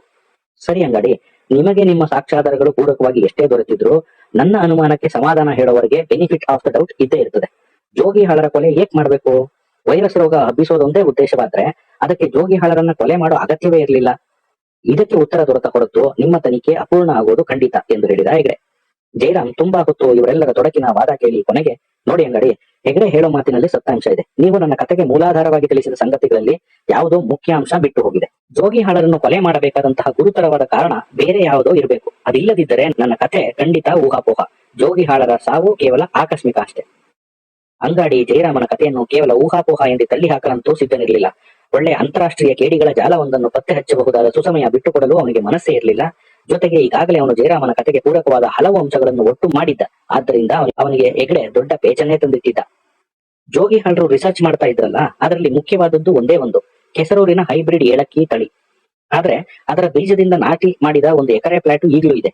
ಅದು ಯಾವ ರೀತಿಯಲ್ಲೂ ಗಣನೀಯವಾದ ಗಿಡಗಳಲ್ಲ ಅಂತ ಹೇಳ್ತಾರೆ ಪಾಟೀಲ್ರು. ಬ್ರೀಡರ್ ಮೊಹಮ್ಮದ್ ಅದನ್ನೇ ಹೇಳ್ತಾರೆ ಎಂದು ಹೇಳಿ ಯೋಚಿಸುತ್ತಾ ಕುಳಿತ. ಬ್ರೀಡರ್ ಮೊಹಮ್ಮದ್ ಅಂಗಾಡಿ ಹೋದ ನಂತರ ಪಾಟೀಲರು ಕೆಸರೂರು ಹೈಬ್ರಿಡ್ ಬಗ್ಗೆ ವ್ಯಾಪಕ ತನಿಖೆ ಹಚ್ಚಿಕೊಂಡು ಕುಳಿತಿದ್ದಾರೆಂದು ಮತ್ತೆ ಮತ್ತೆ ಆ ಬೀಜಗಳಿಗೆ ಮೂಲವಾದ ತಾಯಿ ಗಿಡ ಯಾವುದೆಂದು ಕೇಳಿದರೆಂದೂ ಹೇಳಿದ. ಅಂಗಾಡಿ ಶಾಂತಗೌಡ್ರಿಂದ ಎಕರೆಗೆ 1 ಟನ್ ಏಲಕ್ಕಿ ಕೊಡುವ ತಳಿ ಎನ್ನುವ ಸುದ್ದಿ ತಂದು ತಿಳಿಸಿದಾಗಿನಿಂದ ಪಾಟೀಲರು ತುಂಬಾ ಸೀರಿಯಸ್ ಆಗಿ ಜೋಗಿಹಾಳರ ನೋಟ್ಸುಗಳನ್ನು ತಪಾಸಣೆ ಆರಂಭಿಸಿದ್ದಾರೆಂದು ತಿಳಿಸಿದ. ಶಾಂತಗೌಡರನ್ನು ಮಾತಾಡಿಸಿ ವಿಷಯ ತಿಳಿಯಲು ಪ್ರಯತ್ನಿಸಿದರೆಂದು, ಆದರೆ ಶಾಂತಗೌಡರ ಸ್ಥಿತಿ ತುಂಬಾ ಚಿಂತಾಜನಕವಾಗಿರುವುದರಿಂದ ಡಾಕ್ಟರು ಅವರನ್ನು ಮಾತನಾಡಿಸಲು ಯಾರಿಗೂ ಅವಕಾಶ ಕೊಡಲಿಲ್ಲವೆಂದು ಹೇಳಿದ. ಇದೊಳ್ಳೆ ಚಿದಂಬರ ರಹಸ್ಯ ಆಯ್ತಲ್ಲ ಈ ಕೆಸರೂರು ಹೈಬ್ರಿಡ್ ಅನ್ನೋದು ಎಂದು ಗುಣಗುತ್ತಾ ಅಂಗಾಡಿ ತಲೆ ಕೆರೆದುಕೊಂಡ. ಮೊಹಮ್ಮದ್ ಆ ಮಾತು ಕೇಳಿ, ಅಂಗಾಡಿ, ಬೆಳಿಗ್ಗೆ ಪಾಟೀಲರು ಇದೇ ಮಾತು ಹೇಳಿದ್ರು, ಚಿದಂಬರ ರಹಸ್ಯ ಅಂತ. ಜೋಗಿಹಾಳರ ನೋಟ್ಸುಗಳನ್ನೆಲ್ಲ ಅಭ್ಯಾಸ ಮಾಡ್ತಾ ನಾಳೆ ನಾಡಿದ್ದಿನಲ್ಲಿ ಈ ಚಿದಂಬರ ರಹಸ್ಯ ಬಿಡಿಸ್ತೀನಿ ನೋಡಿ. ಏನ್ ಮಾಡ್ಲಿ, ಆ ಶಾಂತಗೌಡ್ರು ಈ ಬಗ್ಗೆ ನಾಲ್ಕು ಮಾತಾಡಿದ್ರೆ ನನ್ನ ಕೆಲಸ ತುಂಬಾ ಸುಲಭ ಆಗ್ತಿತ್ತು ಅಂದ್ರು ಅಂದ. ಅಂಗಾಡಿ, ಸರಿ ಜಯರಾಮ್, ಇಲ್ಲಿ ಯಾರಿಂದ ಈ ಕೊಲೆ ನಡೆದಿರಬಹುದು ಅನ್ನೋದನ್ನ ಅಸ್ಪಷ್ಟವಾಗಿ ಬಿಟ್ಟು ಬಿಟ್ಟಿದ್ದೀರಲ್ಲ, ಮಿಕ್ಕವಕ್ಕೆಲ್ಲ ವಿವರವಾಗಿ ಹೇಳಿ ಇದನ್ನ ಯಾಕೆ ಹಾಕ್ಬಿಟ್ರಿ? ನನ್ನ ಮುಖ್ಯ ವಿಮರ್ಶೆ ನಿಮ್ಮ ಕತೆ ಬಗ್ಗೆ ಇದೆ. ಜಯರಾಮ್ನತ್ತ ತಿರುಗಿ ಹೇಳಿದ. ನನಗೂ ಕೊನೆಗೆ ಹಾಗೆ ಅನ್ನಿಸ್ತು ಅಂಗಾಡಿ. ಅದು ಅಂತಿಮವಾಗಿ ಆಪಾದನೆ ಹೊರಿಸೋ ವಿಷಯ ನೋಡಿ, ಹಾಗಾಗಿ ನಿಧಾನವಾಗಿ ಕತೆ ಕಲ್ಪಿಸಿದೆ. ಜೊತೆಗೆ ಈಗ ತಾನೇ ನೀವು ಹೇಳಿದಾಗೆ ಆಲೋಚನೆ ಬಲ್ಪಿನ ವಿಷಯದಿಂದ ನನ್ನ ಕತೆ ಇನ್ನಷ್ಟು ಸ್ಪಷ್ಟವಾಗಿ ಮುಂದುವರಿಯಬಲ್ಲದು. ಅದು ನಡೆದದ್ದು ಮೆಜಿಷಿಯನ್ ಮುತ್ತು ಮುಖಾಂತರ. ಜಯರಾಮ ನಿರ್ಮೋಚನೆಯಿಂದ ನೋಡಿದ. ಸಿದ್ದಪ್ಪ ಅಪ್ರಭಾವಿತನಾಗಿ, ಏನ್ರಿ ಜಯರಾಮ್, ನೀವು ನಿಮ್ಮ ಕಲ್ಪನೆಯ ಕಥೆಯನ್ನ ಜವಾಬ್ದಾರಿಯುತವಾಗಿ ಹರಿಯಬಿಡಿ. ನಿಮ್ಮ ತೀರ್ಮಾನದ ಅಂತಿಮ ಪರಿಣಾಮ ಏನು ಅನ್ನೋದನ್ನ ನೀವು ಅರಿತಿದ್ದೀರಾ ಎಂದ. ನೋನೋ, ಕಾಲ್ಪನಿಕ ಕಥೆಯಲ್ಲಿ ಜವಾಬ್ದಾರಿಯ ಪ್ರಶ್ನೆ ಬರೋದೇ ಇಲ್ಲ. ಜವಾಬ್ದಾರಿ ಇದ್ದವರು ಯಾರು ಈ ತರ ಸಾಹಿತಿ ಕಲ್ಪನೆಗಳ ಜೊತೆ ಚೆಲ್ಲಾಟ ಆಡುವ ಕೆಲಸಕ್ಕೆ ಹೋಗೋದಿಲ್ಲ. ನನ್ನ ಕಲ್ಪನೆ ಹೇಳುತ್ತೆ ಇದನ್ನ ಮೆಜಿಷಿಯನ್ ಮುತ್ತು ಮುಖಾಂತರ ಮಾಡಿಸಿದ್ದಾರೆ ಅಂತ. ಮೆಜಿಷಿಯನ್ ಮುತ್ತು ಮತ್ತು ಹಾಸನದ ಪ್ರವಾಸಿ ಹೋಟೆಲ್ನ ಎದುರು ಪ್ರವಾಸಿಗಳಿಗೆ ಮ್ಯಾಜಿಕ್ ತೋರಿಸ್ತಾ ಇರ್ತಾನೆ. ವಿದೇಶಿ ಅನೇಕ ತಂಡಗಳು ಬೇಲೂರು ಹಳೆಬೀಡು ನೋಡಲು ಬರ್ತಾರೆ. ವಿದೇಶಿಯರಿಗೆ ಸುಲಭವಾಗಿ ಸಿಗುವ ಭಾರತೀಯ ಅಂದ್ರೆ ಮುತ್ತು ಅಲ್ವೇ? ಅವರಿಂದ ಮುತ್ತು ಬಣ್ಣದ ಫಿಲ್ಮ್ಗಳು, ಕ್ಯಾಮೆರಾಗಳು, ಚರ್ಮದ ಚೀಲಗಳು, ಪೆನ್ನು, ವಾಚ್ಗಳು ಎಲ್ಲವನ್ನು ಕೊಂಡು ಹೊರಗಡೆ ಮಾರಾಟ ಮಾಡ್ತಾನೆ. ಗೂಢಾಚರ್ಯೆಗೆ, ಒಳಸಂಚಿಗೆ ಇವನಿಗಿಂತ ಉತ್ತಮ ವ್ಯಕ್ತಿ ಯಾರು ಇಲ್ಲ. ಜಯರಾಮ್ ಹೀಗೆ ಕತೆ ಮುಂದುವರಿಸಿದ. ಜೋಗಿಹಾಳರ ಅಪಘಾತವಾದ ಸಮಯದಲ್ಲಿ ಮೆಜಿಷಿಯನ್ ಮುತ್ತು ಇಲ್ಲೇ ಇದ್ನೋ? ಅಂಗಾಡಿ ಕೇಳಿದ. ಹೌದು, ಅವರಿಂದ ಪರಿಸರ, ವನ್ಯಮೃಗಗಳ ನಾಶ ಎಲ್ಲ ಆಗ್ತಾ ಇದೆ ಅಂತ ಈ ಗೋಸಾಯಿಗಳ ವಿರುದ್ಧ ಸಿದ್ದಪ್ಪ ಒಂದು ಯುದ್ಧವನ್ನೇ ಆರಂಭಿಸಿದ್ದ ಎಂದು ಹೆಗಡೆ ಹೇಳಿದ. ಅಷ್ಟೇ ಅಲ್ಲ ಎಂದ ಮೊಹಮ್ಮದ್. ಎಲ್ಲ ಅವನತ್ತ ತಿರುಗಿದ್ರು. ಮೊಹಮ್ಮದ್ನ ಮುಖ ನೋಡಿ ಎಲ್ಲ ಗಾಬರಿಯಾದರು. ಅಷ್ಟೇ ಅಲ್ಲ ಎಂದು ಮತ್ತೊಮ್ಮೆ ಮೊಹಮ್ಮದ್ ಹೇಳಿ ಸುಧಾರಿಸಿಕೊಳ್ಳತೊಡಗಿದ. ಅವನ ಮುಖ ಬಿಳಿಚಿಕೊಂಡಿತ್ತು, ತುಟಿ ನಡುಗುತ್ತಿದ್ದವು. ಸುತ್ತ ಕುಳಿತಿದ್ದವರೆಲ್ಲ ಅವನ ಅವಸ್ಥೆಯನ್ನು ಕಂಡು ಕಕ್ಕಾಬಿಕ್ಕಿಯಾದರು. ಆಟ ಎಂದು ಆರಂಭಿಸಿದ ಪ್ರಯೋಗವೊಂದು ಬರುಬರುತ್ತಾ ಗಾಢವಾಗತೊಡಗಿತ್ತು. ಏನ್ ಮೊಹಮ್ಮದ್, ಇಷ್ಟೊಂದು ಉದ್ವೇಗ ಎಂದು ಅಂಗಾಡಿ ಕೇಳಿದ್ದಕ್ಕೆ ಒಂದು ಕ್ಷಣ ತಡೆಯಿರೆಂದು ಮೊಹಮ್ಮದ್ ಸನ್ನೆ ಮಾಡಿದ. ಮೊಹಮ್ಮದ್ ಕೊಂಚ ಚೇತರಿಸಿಕೊಂಡು ಹೇಳಿದ. ಜಯರಾಮ್, ನೀವು ಹೇಳ್ತಾ ಇರೋದು ನನಗೆ ಕತೆ ತರ ಕಾಣ್ತಿಲ್ಲ. ಅಲ್ಲ, ನಿಮ್ಮ ಬಾಯಲ್ಲಿ ಏನೋ ಹೇಳಿಸ್ತಿದ್ದಾನೆ. ಆ ಮೆಜಿಷಿಯನ್ ಮುತ್ತು ಮತ್ತೆ ಬಂದಿದ್ದಾನೆ. ಇವತ್ತು ನೋಡಿದೆ. ಅದು ಒಂದು ವಿಚಿತ್ರ ಪರಿಸ್ಥಿತಿಯಲ್ಲಿ. ಇದು ನನ್ನ ಪ್ರಾಣ ಹೋಗೋ ವಿಷಯ, ನೀವು ಯಾರಿಗೂ ಹೇಳಬಾರ್ದಷ್ಟೇ ಎಂದು ಅವರನ್ನು ಕೇಳಿಕೊಂಡು ಅವನ ಬೆನ್ನಿಗೆ ಚೂರಿ ತೋರಿಸಿ ಅಂಗಾಡಿ ವಿಷಯ ಕೇಳಿದ್ದು, ಅನಂತರ ಅವನ ಮುತ್ತುವನ್ನು ಕಂಡಿದ್ದು ಎಲ್ಲವನ್ನೂ ಹೇಳಿದ. ಆದರೆ ಚೂರಿ ತೋರಿಸಿ ಬೆದರಿಸಿದವನು ಬೇರೆಯವನೇ ಇರಬಹುದು ಎಂಬ ಸಂಶಯವನ್ನೂ ತಿಳಿಸಿದ. ಎಲ್ಲರೂ ಶಂಕೆ ಕಾತರಗಳಿಂದ ಮೊಹಮ್ಮದ್ ಹೇಳಿದ ಕತೆ ಕೇಳಿದರು. ಮೊಹಮ್ಮದ್ ಇದನ್ನೆಲ್ಲ ಹೇಳುವಾಗ ಭೀತಿಯಿಂದ ಸಣ್ಣಗೆ ನಡುಗುತ್ತಿದ್ದ. ಜೈರಾಮ್ ಎಲ್ಲಾ ಕತೆ ಕೇಳಿದ ನಂತರ, ಇದೊಂದು ವಾಸ್ತವ ತುಣುಕು ಸಿಕ್ಕಿದೆ ಮಿತ್ರರೇ. ನನ್ನ ಕತೆ ಇನ್ನೊಂದು ಹೆಜ್ಜೆ ಮುಂದುವರಿಸಿ ಭೂತಕಾಲದಿಂದ ವರ್ತಮಾನಕ್ಕೆ ತಂದು ಬಿಡುತ್ತೇನೆ. ಮೆಜಿಷಿಯನ್ ಮುತ್ತು ಮತ್ತೆ ಯಾಕೆ ಬಂದಿದ್ದಾನೆ? ಅಂಗಾಡಿಯನ್ನು ಕೊಲ್ಲುವುದಕ್ಕಾಗಲಿ ಮೊಹಮ್ಮದ್ನ ಕೊಲ್ಲುವುದಕ್ಕಾಗಲಿ ಅಲ್ಲ. ನನ್ನ ಕತೆ ನಿಜವಾಗಿಯೂ ವಾಸ್ತವಕ್ಕೆ ತೀರಾ ಹತ್ತಿರಾಗಿ ಸಾಗಿ ಬರುತ್ತಿರುವುದಾದರೆ ಈ ಸಾರಿ ಅವನ ಗುರಿ ಯಾರು ಗೊತ್ತೇ? ಪ್ರೊಫೆಸರ್ ಪಾಟೀಲ್. ಹೆಸರೂರು ಹೈಬ್ರಿಡಿನ ಚಿದಂಬರ ರಹಸ್ಯ ಪಾಟೀಲರು ಬಿಡಿಸೋದಕ್ಕೆ ಮೊದಲು ಪಾಟೀಲರ ಕತೆ ಮುಗಿಯುತ್ತದೆ.